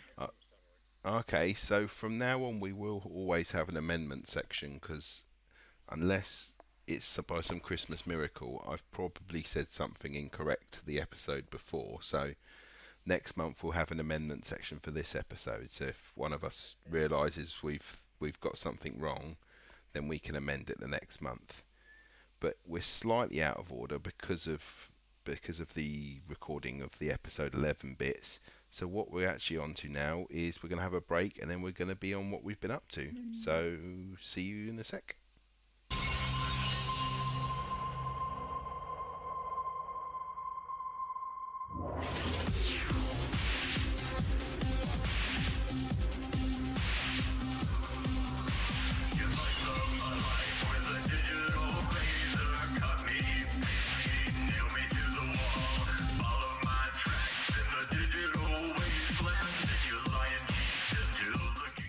Welcome back to, and now it is actually time for what we've been up to, and it is Michael first. Okay, so as per the last couple of months, I haven't actually done anything Necromunda, although I have done a little bit of Kill Team, so that's kind of on theme-ish. So it's got base. Yeah, well, essentially what I've been doing, I've had a load of random models that I've been trying to get finished off over the last couple of years, and I thought, right, I'm just going to get them done. Because I'm not spending any money at the moment, I'm just trying to do stuff that I've already got, so it's not costing me anything. So I painted up a load of critters, which are basically Tyrannid Ripper models. They're just little tiny old school metal models, little wormy type things with grabby claws. And I've put them on individual bases, and the plan is to use those in perhaps some of these scenario submissions that have been put in for our competition, and also for this is not a test, because there's a few sort of I don't know, critter type missions where you go around killing bugs and things. and obviously they could be using Necromunda for whatever you like. So I've got those done. There's about 15 or so, 15, 20 of those. So that should be enough for a game. I've painted up a Tyrannid kill team and expanded that to a sort of full-size roster, which is about 20 models. I managed to find a fairly quick and easy way of painting those, just with Army Painter spray base colours and then a couple of other colours put on top and a big heavy wash, as is my way. And they've come out acceptably good. I played a couple of games of Kill Team just to try and get my head around those rules. It is a significantly different game to Necromunda. I was on the fence about whether I enjoyed it more or less. From a campaign perspective, Necromunda kind of wins hands down because there's a lot more sort of individual model progression, whereas in Kill Team there isn't. You get a few minor tweaks that you can get to certain models. I helped paint some blue Space Marines, which was my mate's boy. He's got the Space Marine stuff from, what's the new magazine, the weekly magazine thing? Oh, Conquest. So he's suckered his daddy into buying that for him. So nice. Yeah. So he's got a load. He's got some Space Marines to get painted. So I gave him a hand doing one of 3 or 4 of those one afternoon. And I do like the look of the new Space Marines being a bit more gigantic. They actually are quite nice models. I'm still not going to go. Primaris. Yeah, I'm not going to go buying any, but they are quite nice. I had a cold shower after that, so I just to purge all the blue and the Space Marine-ness.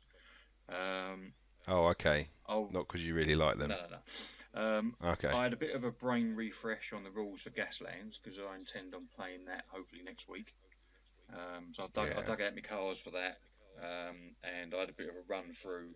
We sort of played a couple of turns, if you like, when I saw my mate last weekend, just to give him a bit of exposure to the rules because he hadn't seen any of it before. So we was putting down the templates for moving and working out how the shooting and the ramming side of things work. So hopefully, next time I see him, we should be able to throw some cards on the table and actually play a game. So that would be interesting. Cool. Yeah, no, definitely. I painted up a 2,000 point army for Age of Sigmar, a Flesh Eater Corpse army. I won't go into details on that because it's not Necromunda. I sold a bunch of books. I've got a load of Age of Sigmar hardback books and old world fantasy books as well. I've got a good price for the bits I sold, which is excellent. But oh my god, the price of UK postage has gone through the roof since the last time I sold anything and posted it. So it was just incredible. I had a guy from Mexico bought 4 books from me. Okay, they was big, fairly weighty hardback books, and it was just under 6 kilos. I goes to my local post office, expecting him to say it would be about 40 or 50 quid or something. I get there, it was £135.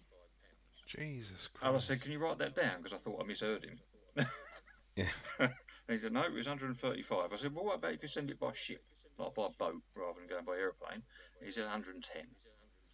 Oh, good God. So I thought the guy in Mexico is not going to stomach that. So I told him, and then I ended up having a bit of a look around. I tried, FedEx, I think I tried, and they wanted over £200. And you think, Jesus wept. Other religions are available. Yeah. So So did Buddha. Yeah. So I ended up going with DHL, and they could do up to 7 kilos, £55 to Mexico, and that included, and they provided a box, whereas my local post office wanted me to box it. You know, it's mad. Oh yeah, of course. I can't understand why the prices have gone so mental, unless it's just my local post office being an ass. So well, I do know that my post office seem to like to. Unless you tell them that you don't want it signed, they'll give you like the best option of postage. It's like, no, I didn't ask for that. Yeah, maybe that's just what they do nowadays. But I was shocked, to be honest. What else have I done? I've been doing a load of overtime work. Obviously trying to recoup some money. So that's been eating into my sort of spare hobby time, and basically meaning when I'm not at work, I'm just at home vegetating, being a bit knackered. Other things I did with the kill team stuff and the purchase of the Orlok kit, I managed to make a gang. I was deliberating over this for a few weeks, trying to work out the loadout, because I wanted to use, for both systems, I wanted to make an Imperial Guard force that I could use for kill team, but the same models to actually be an Orlok gang in Necromunda. But because the weapon loadouts in both of those two games don't really tie up, it wasn't really possible. That's right. So I just ended up doing them as a Imperial Guard unit. So they're essentially scions, but they're undercover. So visually, they're going to be like an undercover gang working in the docks. And then I can utilise my crane scenery and all the containers I've got, because I've got loads of those now. Sweet. And then finally, I bought another couple of rule books. I've got In Her Majesty's Name, which isn't post-apocalyptic, but it's a sort of steampunk Victorian era skirmish game, and that looks like it's fairly sort of quirky, and it looks like an excuse to have a random collection of models. So I've just been reading through that. It looks simple enough to play. And then the other one is Last Days Zombie Apocalypse. So that is obviously post-apocalyptic, and I haven't opened that one yet. But that's pretty much what I've been up to, really. Bloody hell, you've been busy. Yeah, it's been a busy month or so. What about you, Tony? Can you catch up with that amount of stuff? Well, I have just bought a new house this month, and I've been busy decorating. Nice. Yeah, that trumps me. Well done.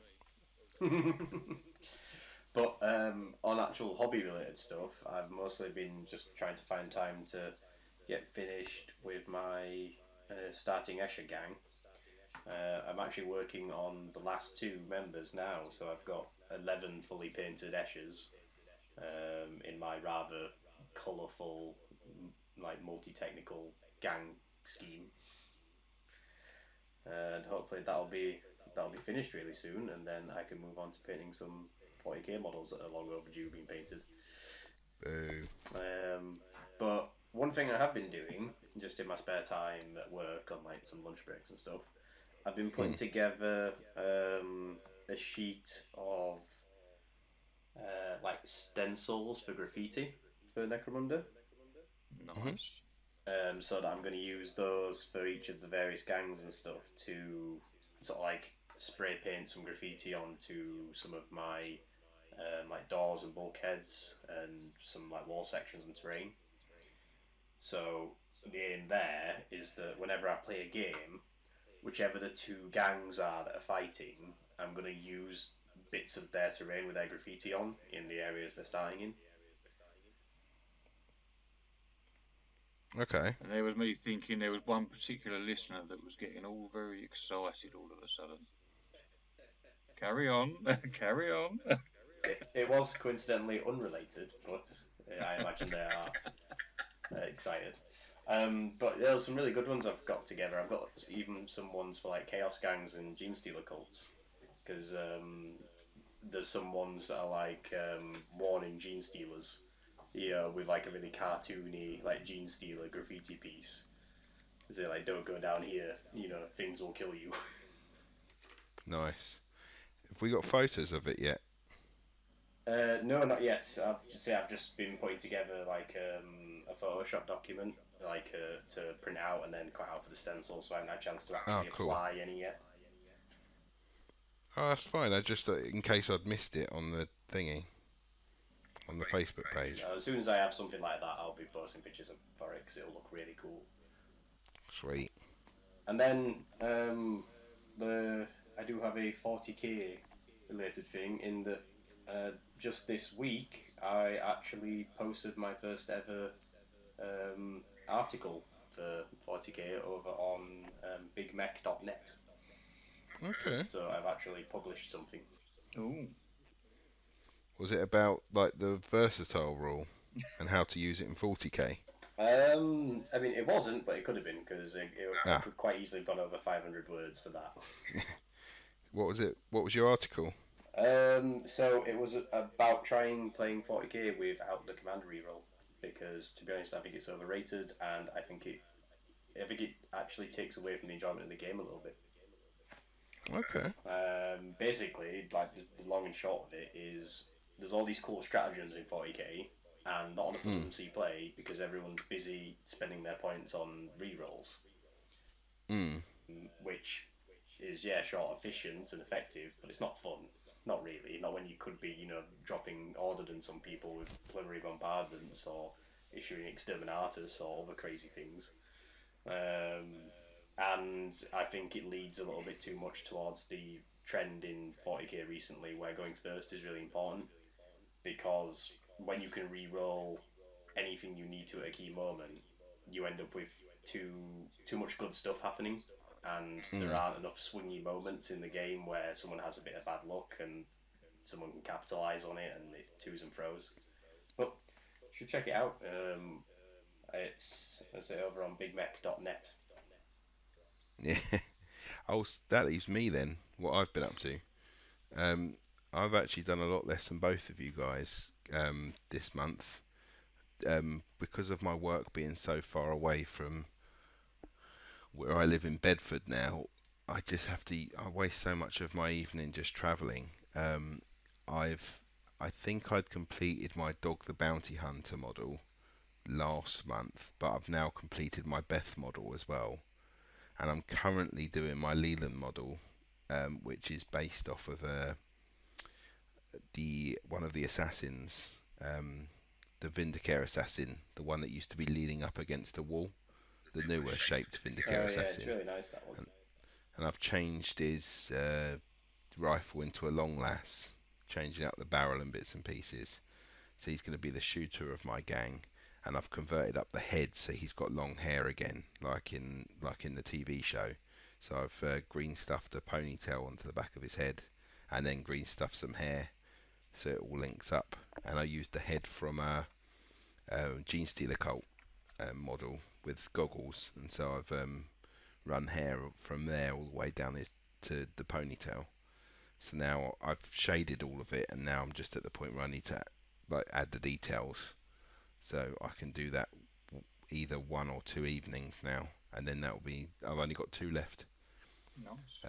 But essentially that's all I've really had time to do this month. I definitely want to get back into doing some more painting, because like I said, it's my favourite bit. But I use so much time wasting travelling that then I barely get time to really see my wife. And I know that with most hobbyists, we try and hide away from our partners sometimes. But I thought I'd best make the effort this month. It's a difficult But I will balance. get some more. It's the struggle's real. And I know, Tony, you're going to have even more trouble soon. Oh yes, but I'm looking forward to it. Yeah. I mean, I'll message you every so often, and you'll be like, oh, I don't even know what time it is. But that's it for what we've been up to. So next will be the last exotic beast, which will be the Sheen bird. So we're going to work out who's going to talk about that, and we'll be back with you in a minute.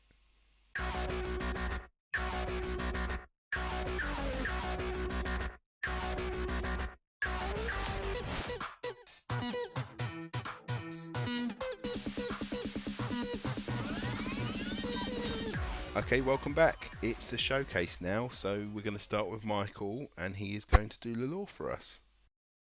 Exotic beasts. The worlds of the Imperium are host to many strange and wonderful creatures, and Necromunda is no exception. It is well documented that throughout the ages humans have had a strange propensity for keeping all manner of creatures as pets, fascinated by their behaviour and comforted by their loyalty.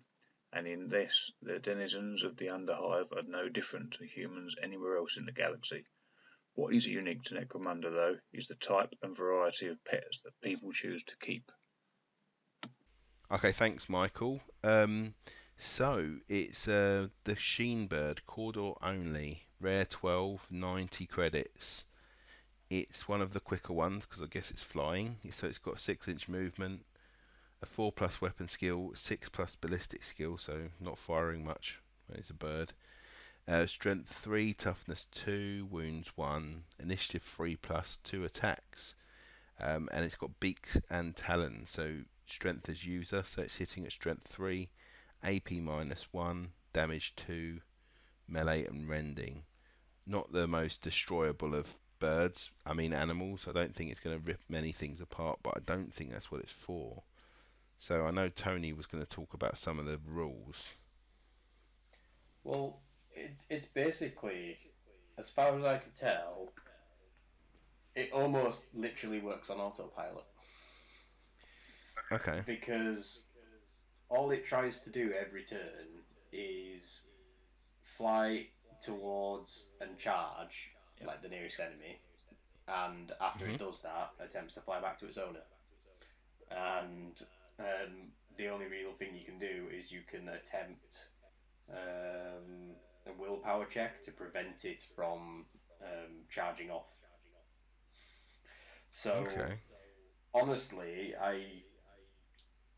the weird thing with the bird is it feels almost more like an extra weapon, like the owner has, rather than a beast in the same way that the other exotic beasts feel like.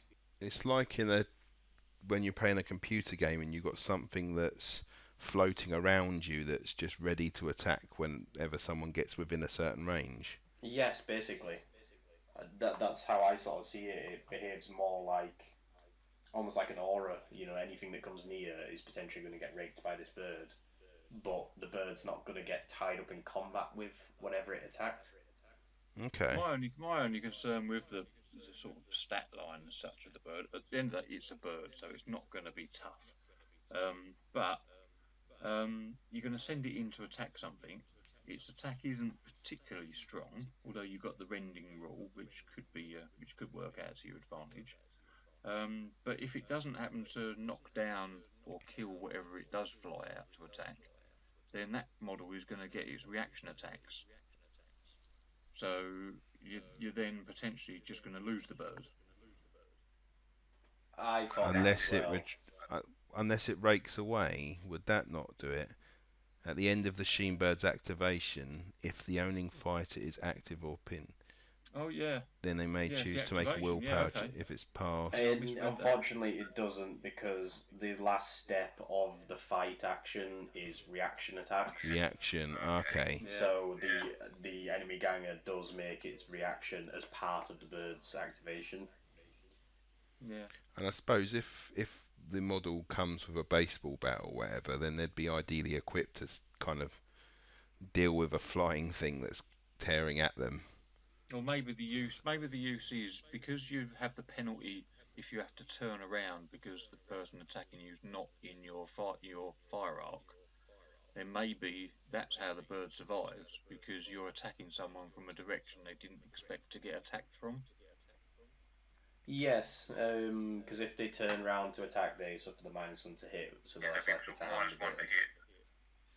I mean, the bird, what it does is it's not particularly likely to cause harm with only having 2 attacks hitting on 4s at strength 3.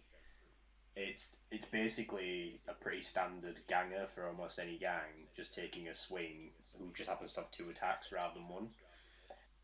It's also got 2 damage as well. Yes, that's what I was going to say. When it does get its damage through, though, it does hurt. Yeah. It's damage 2, and if you happen to get that rending hit, it's actually damage 3. Yeah. It seems more like just this opportunity weapon that your gangers got, so once you're all up in the middle of the enemy gang, this bird's just going to keep flying out, taking a peck at people. Yeah, maybe that's the thing. Maybe it's the fact that your couple of birds you might have in your gang are just flying around pecking at things and not really doing a great deal. So your opponent then decides to just ignore them, think, it's not worth wasting a bullet on those.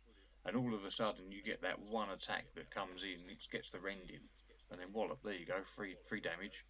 Take some of that. One thing that I did think was useful is it actually works well if you've got other gangers armed with fighting knives or anything with the backstab rule. Because since turning to face is a thing you have to do to make reactionary attacks, and because the bird has flight, so it could literally just land on the opposite side of the ganger it's charging. What this can actually do is once you've got a scrum going on and you've got a couple of different fights nearby with like your gangers versus enemy gangers, the bird can fly into another fight, and if the opponent has to choose between turning to face and hit the bird or not turning to face and not attacking it, because if they turn to face it, they've now turned their back on the ganger they were actually in a fight with. That's interesting, yeah. So you can almost have the birds causing distractions in amongst other fights, because then you're going to get benefits from backstabbing if your opponent's turned around to have a swat at this bird. And equally, if your opponent gets to make reactionary attacks against your ganger later on, they've had to turn around again, so they're also another -1 to hit. Interesting. They are literally a pest. That's what they do. They're not like the sump croc that's going to actually charge and kill something. They're not like the dog that's particularly about guarding its owner. The birds just seem to literally fly around and be a nuisance to the enemy gang more than anything. Fair enough. I mean, it's just because you're so used to the other exotic beasts being just big and beefy and you know kind of what their role is, whereas this is more of a irritation sort of It's a thing. bit more subtle, isn't it? Yeah, The other I'd probably. thing I guess you could do is if you had like a long rifle champion in your gang and he had the bird would effectively deter anyone that was trying to sneak up on him or get close to him, because if he's wanting to just sort of sit in the backfield taking shots with his long rifle and an enemy ganger does get nearby, he activates, takes his shot or whatever he wants to, and while he does that his bird goes off and harasses the person who's trying to get him. Because if you had a couple of models sitting back as well, and a couple of Sheen birds, you'd have this like two little birds just spinning around. Because you wouldn't necessarily have to be near the. Would you need to be near the person's model, or would you? I suppose you would be if say you've got two or three guys all sitting at the back, one with like a heavy crossbow and one with a long rifle, and they've got two birds, then you've got that double protection of two possible attacks if someone gets too close. Yeah, you're almost using the bird as extra gangers to defend your sit back and shoot guys, but you're not actually having to commit a ganger to that role. Yes, you're not wasting one of your. Say if it was a scenario that only had six models, Yes, when you've got a low you've gang got. count, your pet doesn't count towards it because they're war gear. That'd be quite cool. Just have this little shield just flying around you. It's funny because they don't look naturally defensive like the Sump Croc with its counter charge and the Hound with its bodyguard, but he also doesn't look naturally offensive like the Fire Cats. It's just sort of providing this extra role of being a nuisance, but a good nuisance. Yeah, like Erin's ability to come on the podcast.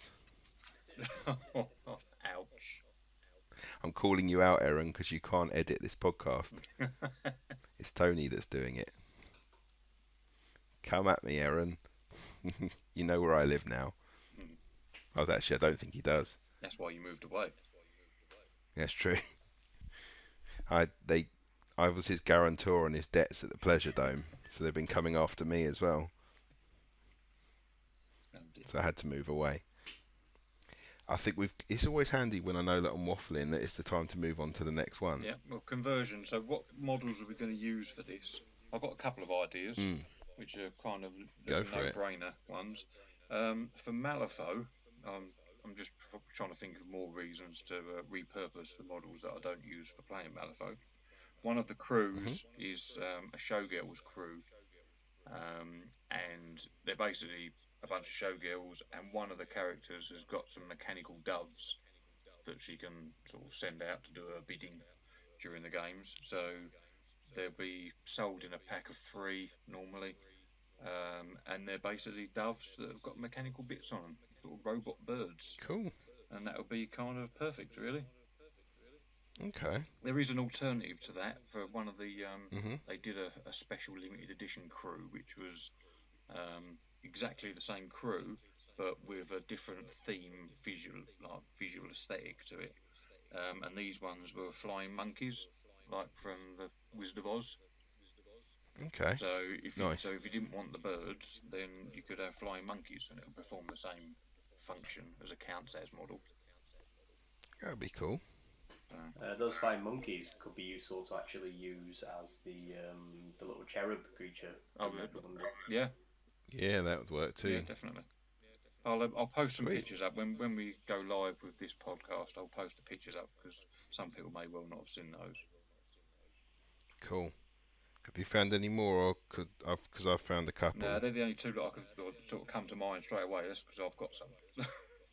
I knew of one which is just a thing I would definitely use for this, and it's from the Games Workshop range. It's actually the Cyber Eagle that comes with Inquisitor Lord Courtiers. Yeah, that would be cool. Because, especially for the Cawdor guys, how it's very clearly an Imperial bird. You know, it's got that sort of Imperial dogma look to it.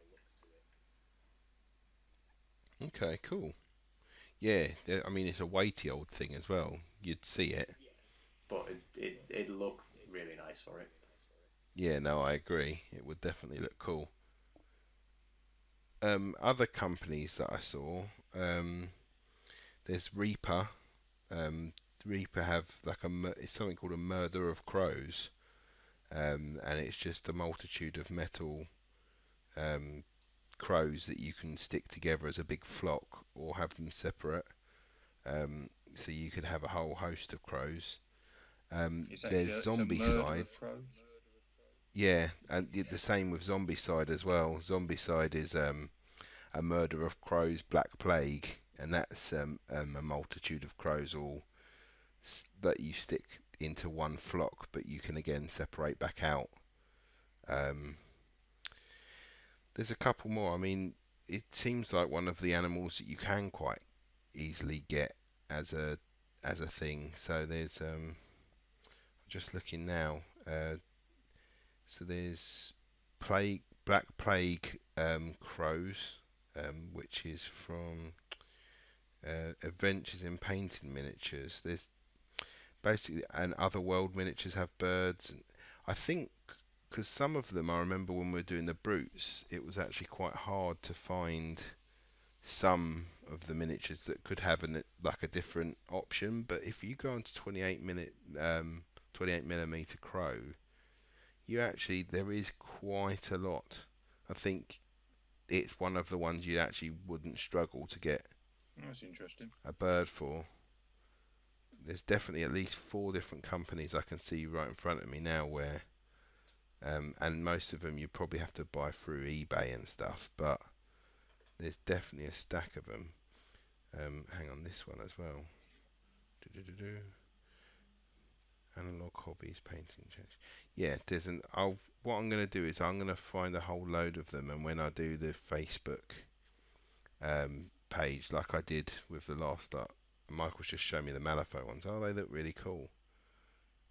They're really robotic as well.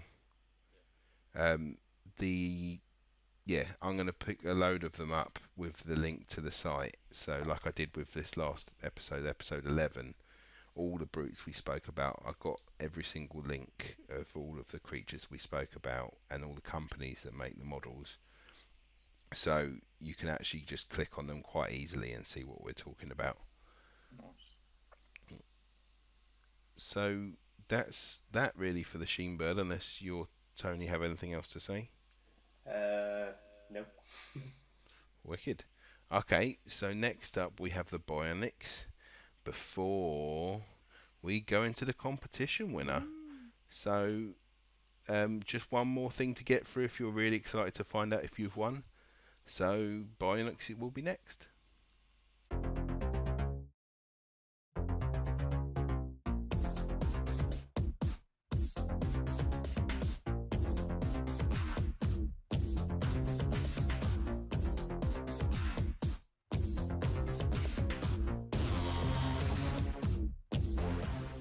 Welcome back. It's the Bionics. So the first bit is the paragraph from Michael.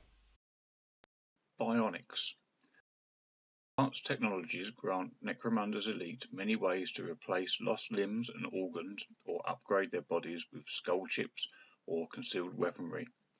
For the masses, however, cybernetic replacements, muscles, and armor grafts are made from whatever tech can be bought or scavenged, and installed by those techno-chirurgians willing to work well below the wall. Okay, cheers, Michael. So the Bionics, at the moment, there's only two types of Bionics. There's the Mundane Bionics and the Improved Bionics. They can only deal with currently supporting in regards to if you've received a lasting injury. So if you've received like a one injury thing, then you'd go for the Mundane Bionics, or you'd have to pay for the Improved Bionics if you've taken quite a hit. There will be superior Bionics that will be coming out in the future, it says in the book, and they will be deliberately to improve on what you currently can do. But at the moment, it's just allowing us to repair if we've got a model that we've spent ages on, and essentially it's a close combat monster.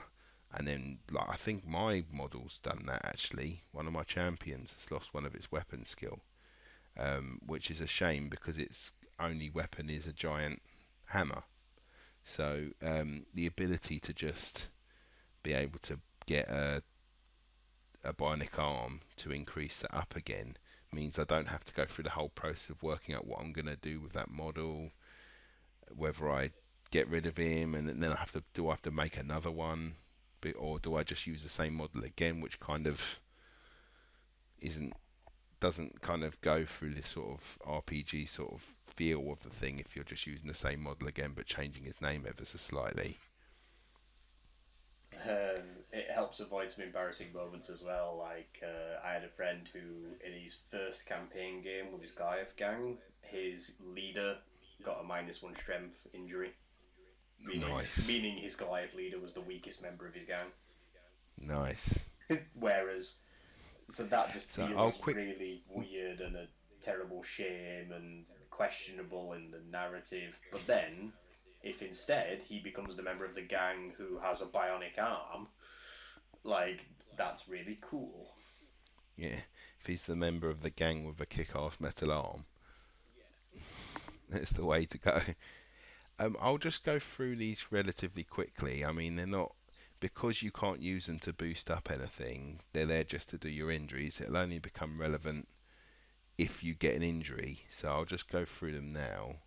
So you've got the Lobo chip, which will either fix obviously the 20 credit one, which is the mundane one, will either fix your leadership or your call by one, or if you've damaged both of those with whatever injury you have, you'd go for the 45 credit one, and that will do both.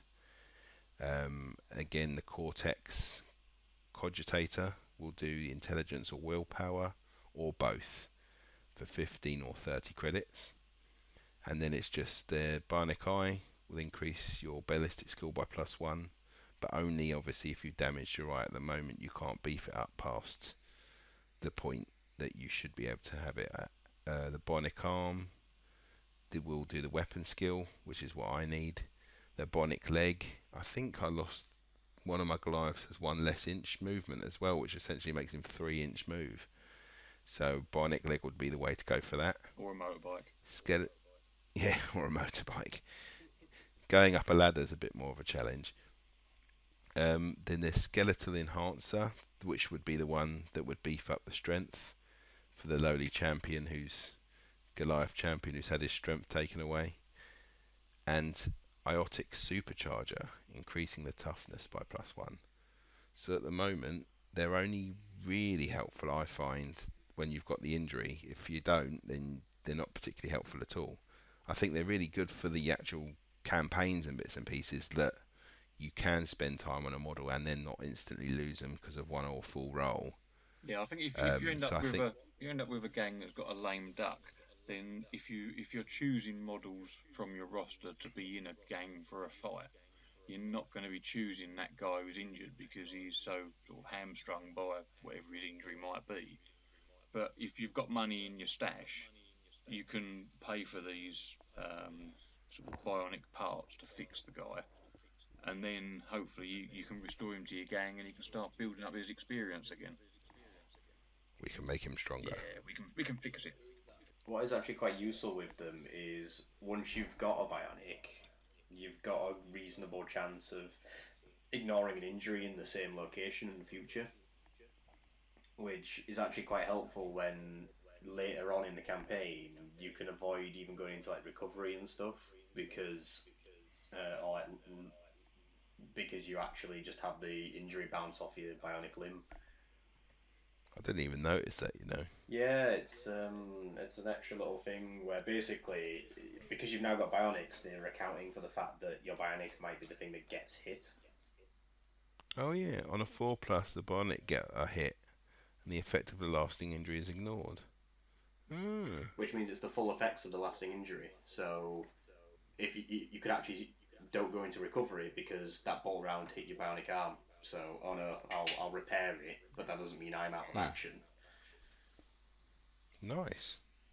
However, it is also funny that there is a chance that if your bionic does get hit, it's only the a 2+ you're fine, and a 1 the bionic gets destroyed because it's been hit by a melter gun or something, you know, and it's just mangled beyond use.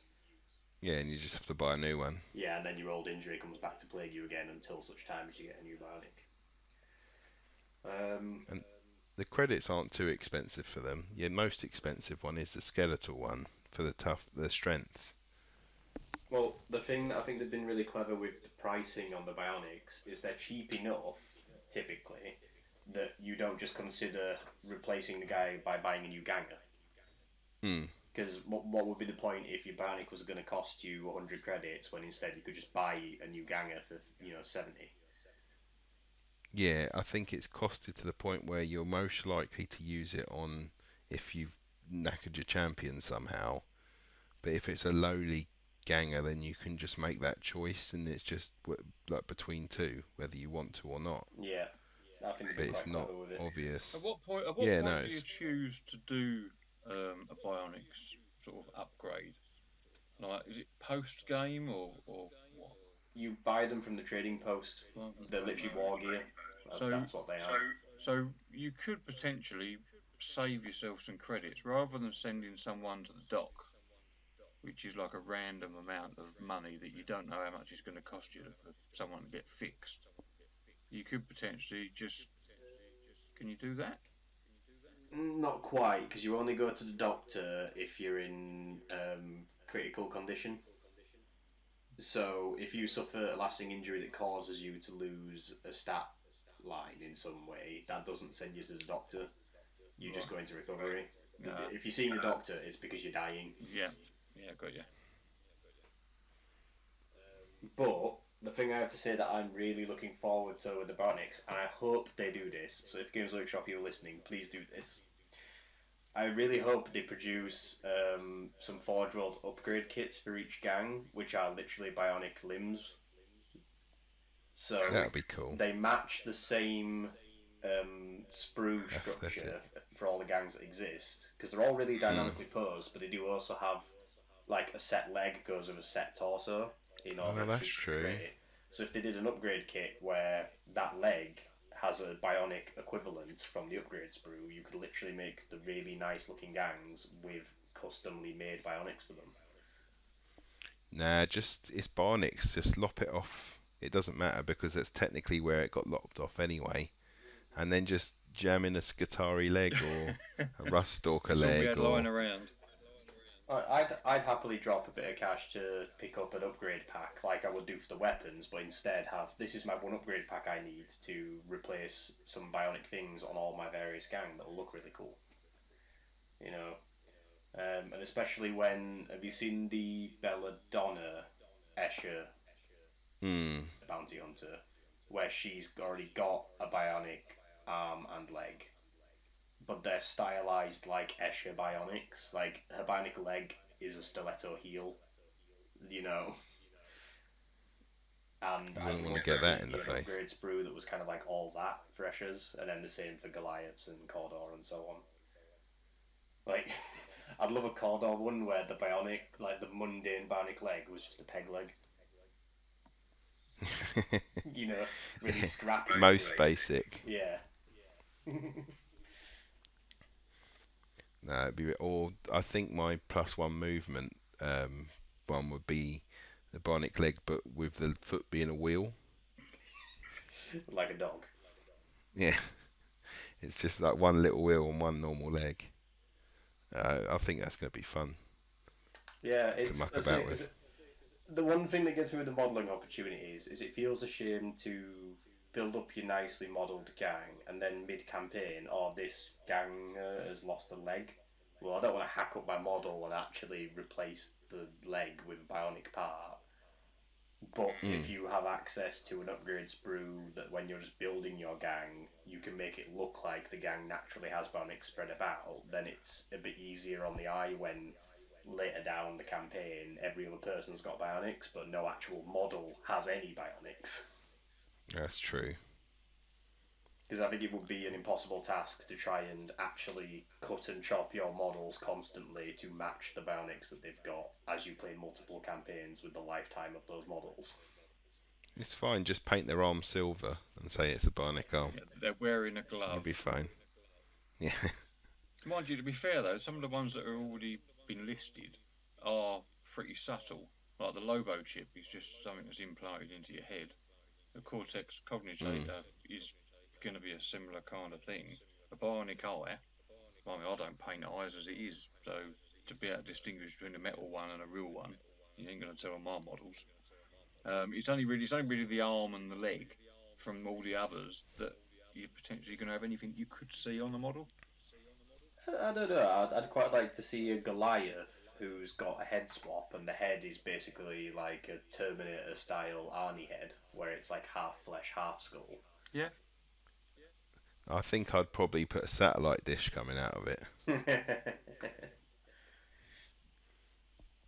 Okay, so I know that when I made green stuff my bionic eye, I green stuffed it, so I got a big bit of, on the Beth model, it's got a big bit of square and then a cable coming out of it, so you can see it's there. Because I'd forget that I had it otherwise. Yeah, fair enough. So then, from a conversions point of view, then we've got Tony with his dream of having a specialised sprue from Forge World. My sort of thoughts were Cromlech, who specialise in lots of custom orc bits and pieces, because I love me orcs. They can pretty much fit you up with anything mechanical and robotic, from little bits and pieces to full-on models. And then I'm kind of hopeful that Games Workshop are going to be producing a lot of bionic bits for their upcoming orc release. That's kind of just more of a wish listing type thing, because it was something that was big in the past, and I don't think they're going to be touching the boys, like the regular orcs and the sort of knobs as such.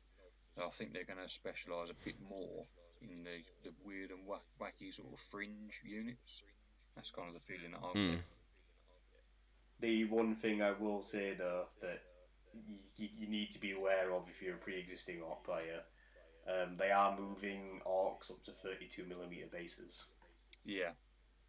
I won't be doing that. Personal preference, whether or not you want to go for the rebasing or not, but it's that will be changing in the boxes with them. They'll come on the larger bases when you buy them in the future. Yeah. Well, the problem I'm going to have with that is the fact that my models are old orcs and they're already small in comparison to anything else. So by the time you put those on an even bigger base, they're going to look even smaller. So I might have to count them as grots. And the fact you've probably got 300 of them as well. Yeah, and the rest. Nice. Then there's the other possibilities I'm thinking of bionic body parts. So like companies like Anvil Industries, I'm just trying to think of other companies. So like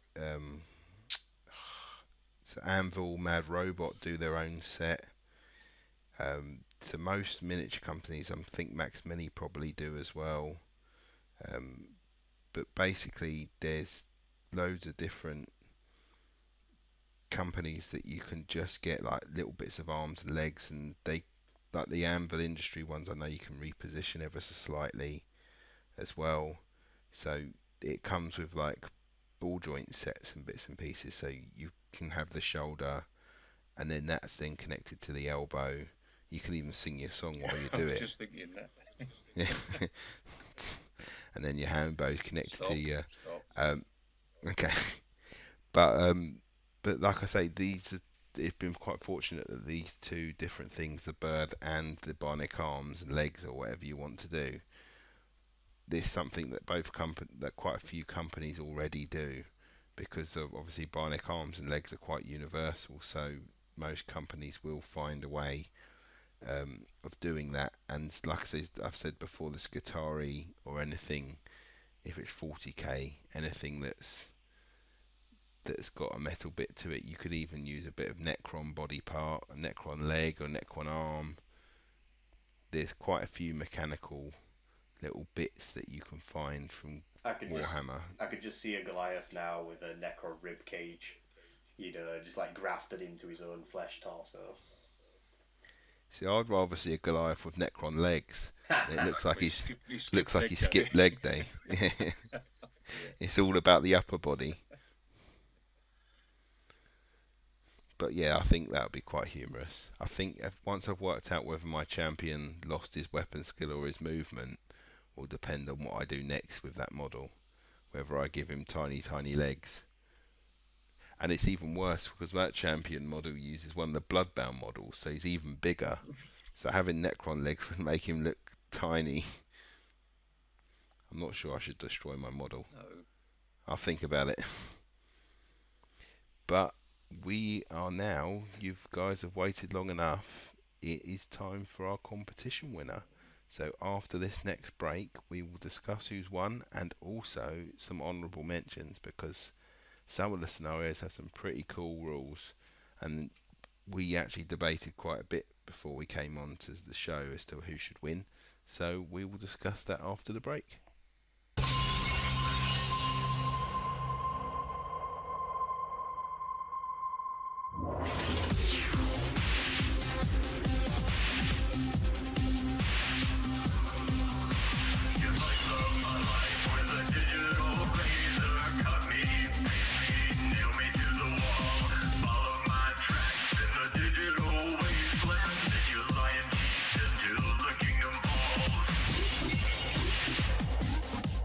Welcome back, everyone. It's now competition time, from a very kind donation made by Promethean Forge for the Can Terrain, I think it's called, isn't it? Yeah, it's a Can Terrain set. Which is an awesome set, and it's about to go to someone. So, yeah. Drum roll? Should we? Yeah, drum roll. It's good it's you, because if it was me, I'd wake up my children. Okay, so should we drum roll again, because I just spoke over it? Yeah, well done. Okay.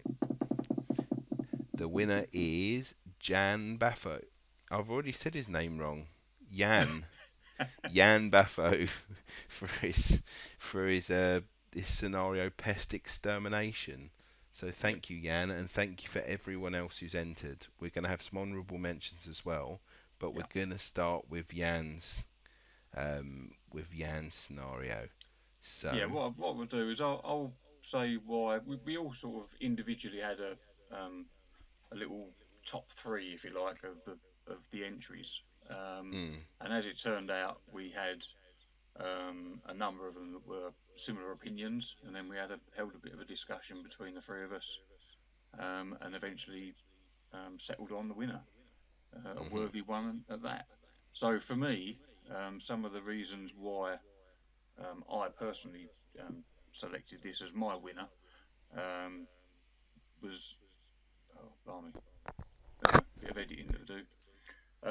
I thought initial impression was the fact that the entry was simple, plain text format. There was no bells and whistles on it. It was all about the substance rather than the show and the glitz and the glam. Not that we was penalising someone for going not overboard with the formatting and everything else. But to first impression, to look at it, it's nothing special. But when you start to read it, it really sort of comes to life. The document was clearly laid out, and there was very little to criticise it. Um, and basically, it grabbed me from the very first introduction fluff paragraph at the top. It told me everything I needed to know. Okay, so yeah, my thoughts on it were that it allowed me to, because my rules knowledge is pretty poor at the best of times. I do struggle to read scenarios and get a gist of what's actually being said.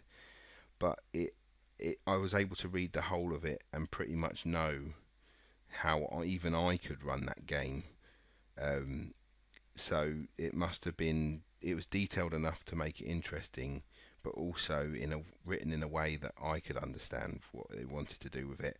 It also came with designer's notes, which I thought was a nice touch, giving you an idea of how it's supposed to be played and what to do if you wanted to expand it in the future. So I found that pretty cool as well. What about you, Tony? The thing I liked about it was it was using like localized beasts for the gameplay, which meant it accounted for one gang leaving the game because they either wiped out or fled, but you could actually continue playing with the remaining gang versus the beasts. You know, Mm. it allowed for this continued situation of, oh, the other gang's bottled it and gone away. Well, that doesn't mean the game necessarily ends. And that lends itself as well to providing a good opportunity for a free player game where, you know, if you've got two friends round and one of you isn't then sat out watching your two friends play because you can be playing the beasts if you wanted, or even if it's just following the layout of the behaviour for the beasts, at least you can get a bit involved as well. So I thought that was a nice touch. I completely forgotten the main bit that I really liked about it was the templates that it comes with. So the ability to, I mean, some of the others which we will talk about allowed me to be able to convert things from scratch, but if you wanted to, you could take this scenario tomorrow, cut out the templates for the critters and bits and pieces, and have that game right now, sort of thing. Whereas some of the others, you would have needed to have put some time into it before you got going. Whereas this one, you could just, with those templates, if you just fancied giving it a try before you invested heavily into it, you could do that and know if that's the scenario for you. Yeah, I totally agree. The other thing as well, from talking about the little critters that are running around, is that you watch the film Aliens and they're coming out of the walls, but with this particular one, there's a mechanic in it where they're dropping down from the ceiling. And they it's just hilarious. You can just imagine for a beer and pretzels game with a couple of mates, it'd just be ridiculous with these creatures dropping down from above, and you can make a roll to step out of the way, or if they land on you, then you're involved in a combat. Then you're engaged. So that just adds a little bit of comical drama to it. Yeah, while you're Just make it thumping them, fun. they just drop on your head Yeah, that's it. and you Um, run around screaming, waving your hands. what Tony was saying about the with a gang bottling out and the game carrying on, it's Mm. also an interesting or a fun way to throw one of your mates under the bus because you have got the option of voluntarily bottling early. So although there's a massive penalty for your particular gang with regards to your reputation for choosing to bottle out early in this mission, is the fact that the critters just keep on coming. So you could potentially, if you've got some inter-campaign rivalry with your opponent going on, you think, yeah, let's play this scenario, that would be fun. And then one of you decide, or you decide to bottle out early and leave them to deal with all the critters in the hope that That would be quite funny. they're gonna get loads of guys injured and whatever else. It was one of the few scenarios that could translate very simply to a big multi gang game. There's no reason why you Yeah, couldn't play this with four gangs. yeah, just up the number of critters, wasn't it? I think. And then Yeah, just double up. it's fine to play it out and have 1, 2, or even 3 of them sort of drop off as they get injured or bottle or whatever. Everyone could show up on one big campaign event and they're trying to deal with this infestation, and they're all sort of doing their own thing while taking pot shots at each other. Yeah. Well, yeah, that's another thing that I liked is there wasn't actually any scenario benefit for attacking the other gangs, but in the same vein, there was nothing at all stopping you from doing it. So you could have a gentleman's agreement to play the mission and to actually get the critters and get your experience and everything else. But at some point or other, you go, you know what, I've got a perfect shot on their leader, and then it's then it just all turns from there. We all know how that goes. Michael special. Look over there, donk. Exactly. There comes my mechanical bird.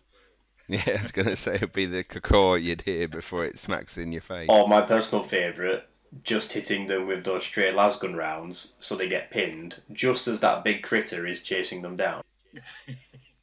Oh, sorry about that stray shot. Didn't mean to.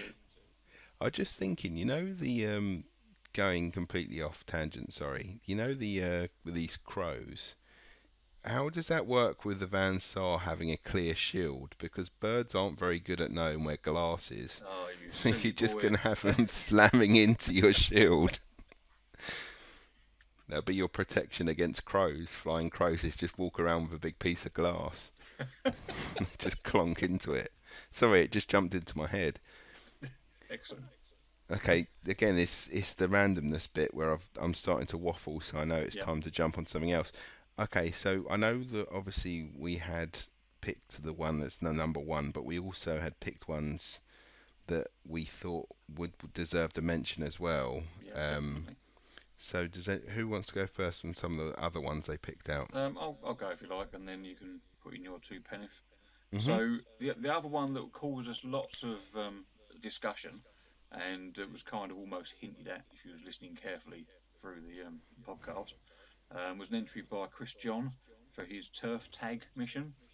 Mm. And for the first few times that I picked it up and just glanced at the title, I could have swore it said Turf Tug.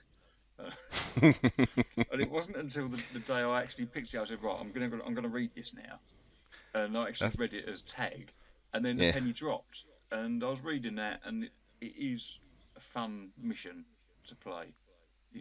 I'll give him that. It's a great idea and a great concept, but it was just pipped at the post through a little lack of detail in a few places, but you could easily interpret and play that mission how you wanted and have a real good time with it, I think. The thing that got me the most about it was in the little descriptive bit at the start of the scenario when it mentions, reputation is everything, and if you've got a bit of turf that's covered in a load of another gang's tags and graffiti, well, it's basically not your turf. And honestly, it amazes me that this scenario doesn't already exist in one of the gang law books somewhere. This idea that you're literally putting claim to a turf because you've put your name on it. Well, that's how the colonies did it a long time ago with a flag. Yep. That's how, what flag's up on the moon? I don't know. Yeah, exactly. they own the moon. Yeah, so they say. But no, yeah, I thought one of the it was things quite. that I liked was the fact that he's actually created a piece of war gear. So not only has he sort of created a mission, he's created a piece of war gear, the spray can. The whole premise of this, in case people don't know what a tag is, it's essentially you're invading your opponent's territory, and you want to daubble your gang sigils and stuff all over the walls with cans of paint. And that itself, I think, provides tons of opportunity for actually modelling some stuff for this scenario. Yeah. It also becomes a weapon in itself if you chose to. It can become a smoke bomb, can't it? Yes, yeah. I thought that was a clever touch. I thought that was a very neat way of using the spray can. Yeah, it's a smoke grenade. No, I thought it was really cool. I just think there was just a couple of bits that, because what I'm hoping to do is put out the winning scenario out so people can use it. But because there was a couple of bits missing, I don't think it was a possibility that we could use it straight off the bat, because there was just a couple of bits that I think just needed ironing out first. But it was definitely worth mentioning because I really did like it. Yeah, I think thematically, I think it was an excellent concept, that Mm. turf tag. And like you say, just with, I think a couple of extra elements in it, or a little bit of confirmation on some bits, and I think that could have been an almost there. And then there's the one I liked, which would have been a bit more difficult for everyone to do, was Big Game Hunt. That was the one I liked, Yeah, where you were hunting big beasts. The thing I liked about it was that some of the beasts don't exist. They gave a couple of possible things you could buy instead to represent some of the models, or what I would do would be to create them from scratch. The problem is, like I said, the benefit of scenario of the pest extermination one was that you could play it straight off the bat because there's templates. So where I love customizing, I see that as my benefit. But for someone else who just wants to play a game, it can be a bit more challenging. I love the idea of it, and it was a bit like pest extermination, but it gave you the ability to increase the strength and all of that sort of stuff, and there's a random amount of models, so it does keep it fresh. But it's just that some people wouldn't want to have to hunt for new models or bits and pieces to get the scenario going. yeah. I think But I, for me, the downside of that one is what you're saying is needing to have that stash of models, because you're rolling randomly for what you're going to get. You don't know how many of a particular thing you're going to need for that given game. So potentially you need like quite a large stock of models, and you might not mm, have those. You know. but like I say, an awesome one. It's not something. It's something I could definitely look and take up myself. Yeah. But because that's just the thing that I like, and like I say, every single one of these would be something I'd want to play, and it was just fine margins of what ones to pick. Yeah, like the other one that I really liked as a concept was the Curse of the Aquatex, which is basically a Necromunda game where the board is flooding throughout the game. Yeah, Michael Yeah. Green's one, Aquifer's Curse, wasn't it? Michael Yeah. Green's ones, yeah. With that new word that we learned. The Aquifer. I Yeah. can't even say it now. Aquifers. Yeah, Aquifer. It was a very clever concept, but ultimately I think the actual method he was using to sort of represent the water affecting the board was a bit strange and not very intuitive. I don't think.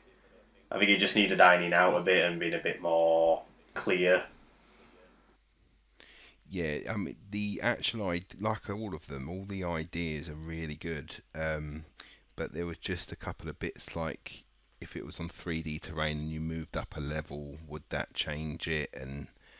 Um, and it, yeah, like you were saying before about like when we spoke off air about if it's kind of pulling you back. The whole idea of it's really cool, and I like the idea of the potential of being dragged back into something because you're trying to run forward and it pulls you back. But it's just about trying to think about how the water would work and somehow changing the rule. Like the method he was using was if you were effectively in the water, you got dragged backwards towards the source of the water. And you got dragged backwards when you're trying to get across the board, which felt to me like you were fighting upstream, like you were trying to fight against the flow. Whereas the way the scenario plays out in my head and from his narrative description makes it sound like you're trying to escape from flooding waters that are chasing you down.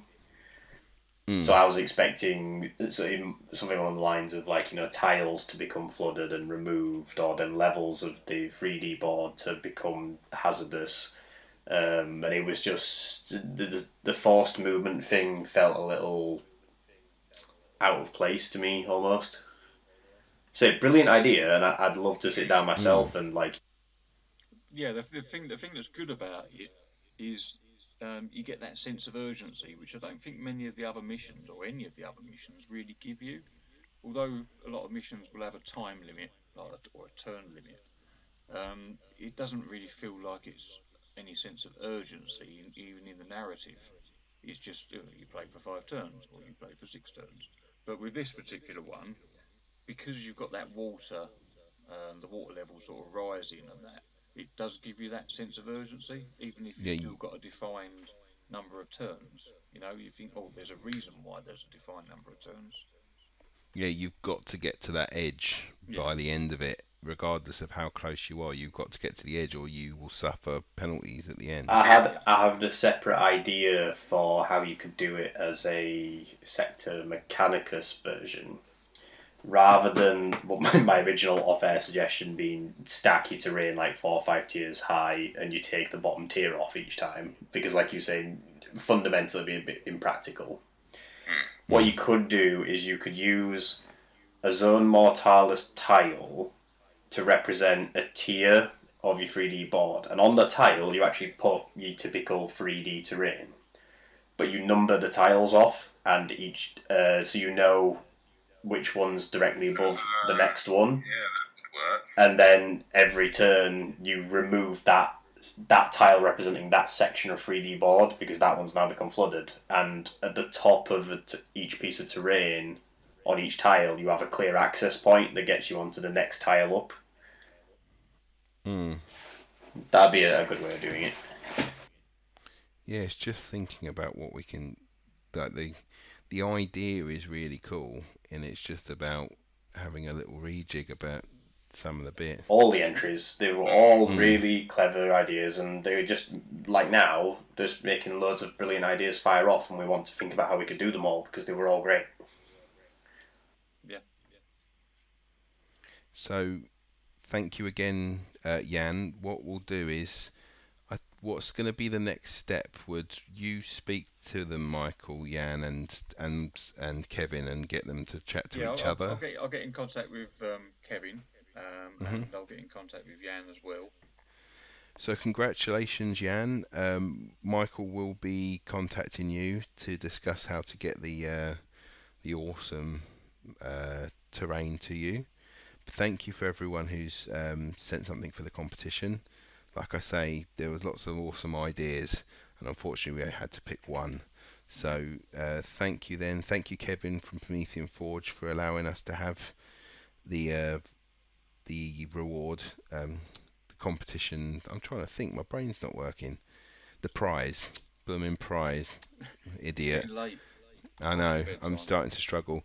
Thankfully, we're up to the thank yous now. So again, thank you everyone for the competition entries, and congratulations, Jan.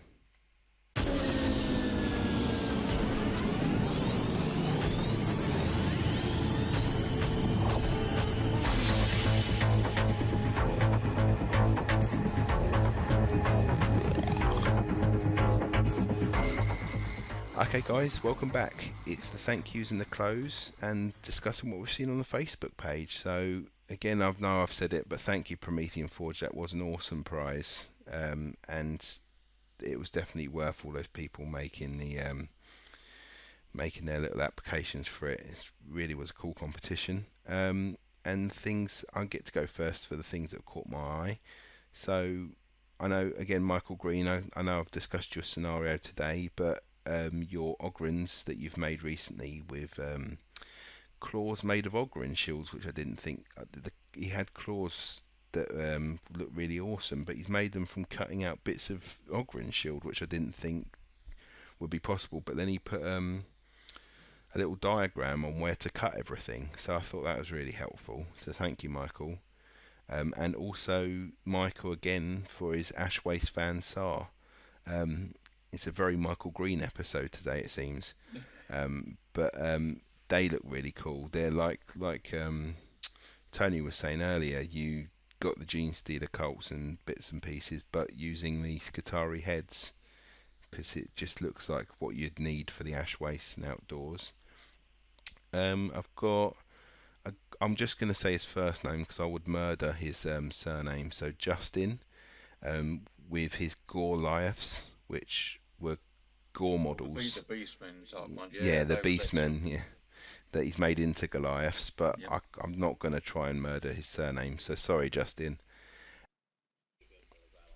Yeah, and then the last thing that really caught my eye was Richard Dorel, who's made a mega sort of Necromunda table of GW scenery. It's just so much One of those GW really densely scenery. packed. Oh, it's awesome.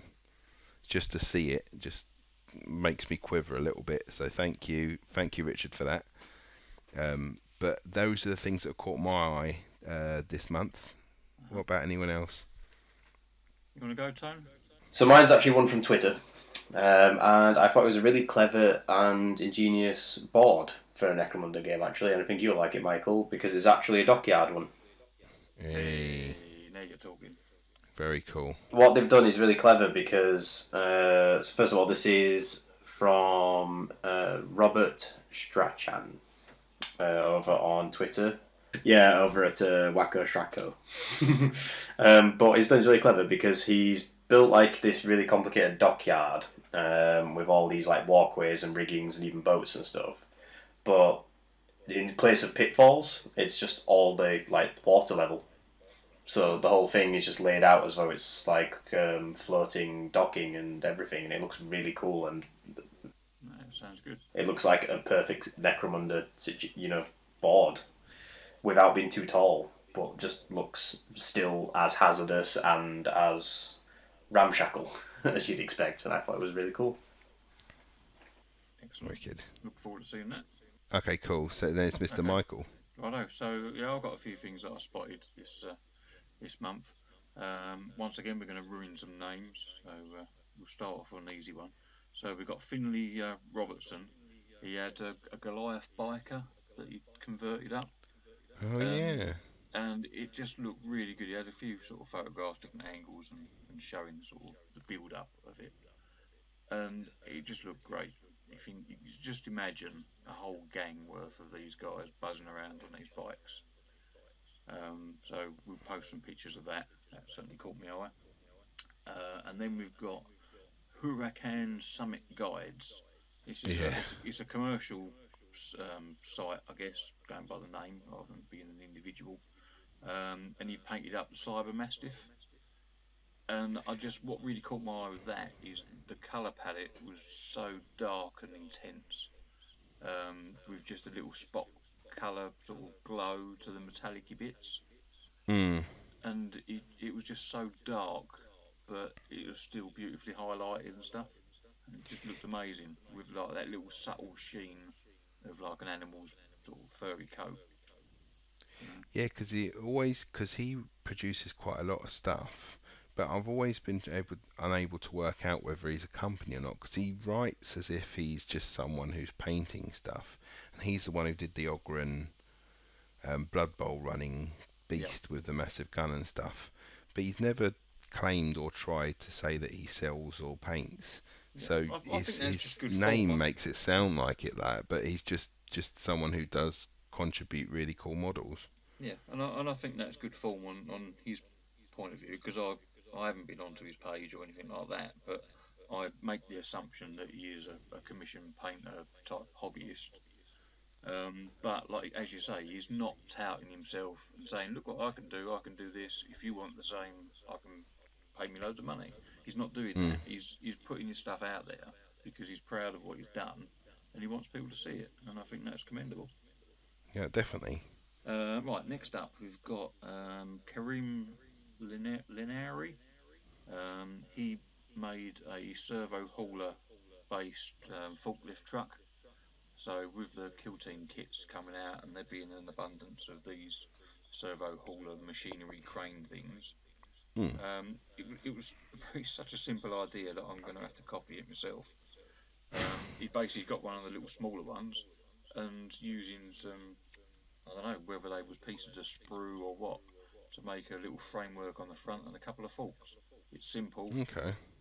It fits the theme of some sort of industrial place I'm where gonna they're have a going to be hunt now. shifting stuff around.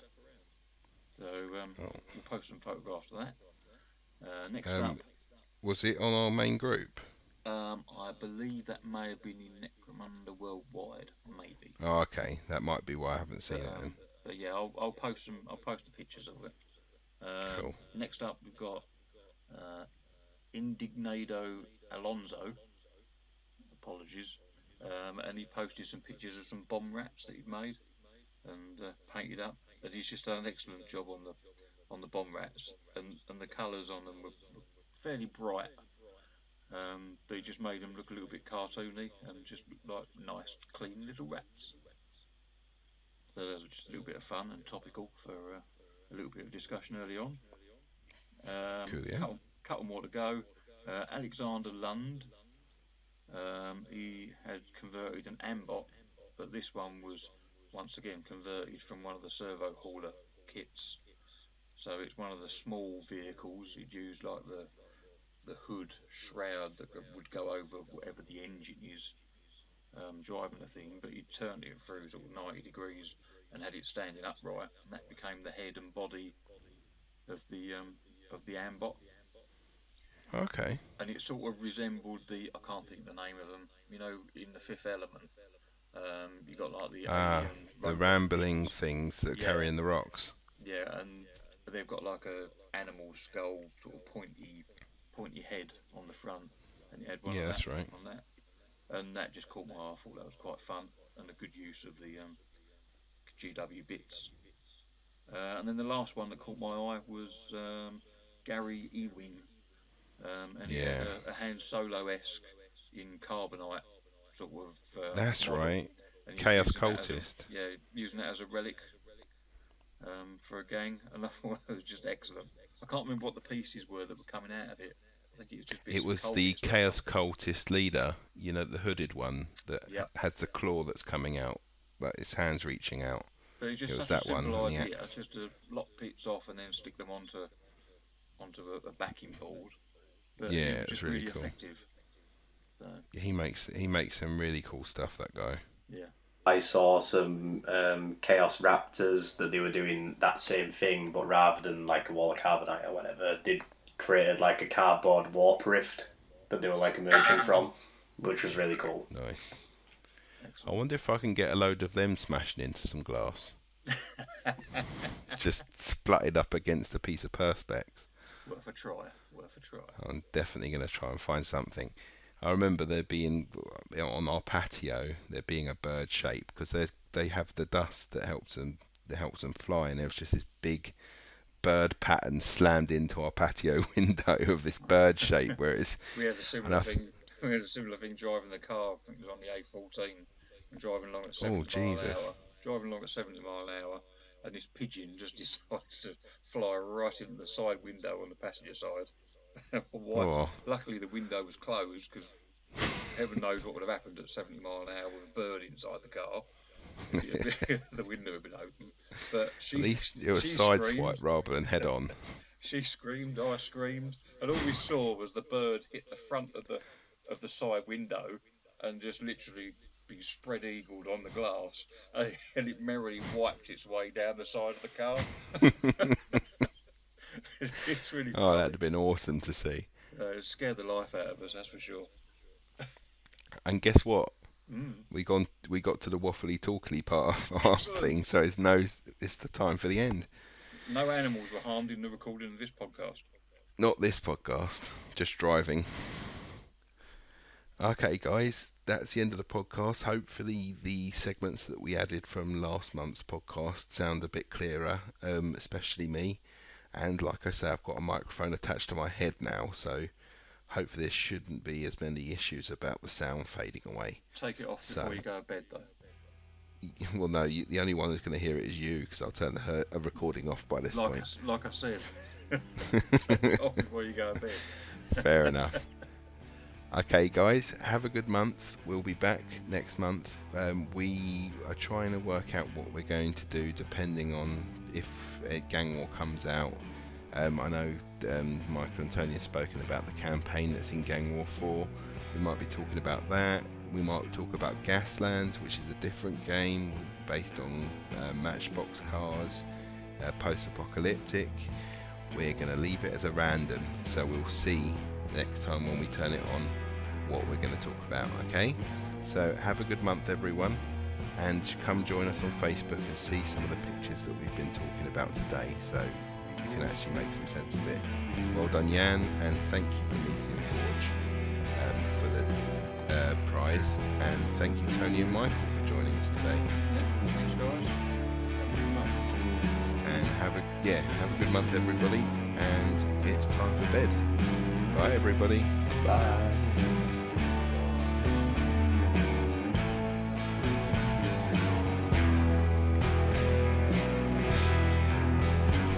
And that was the end of Chronicles from the Underhive, a Necromunda and Post Apocalyptic podcast. We hope you enjoyed it.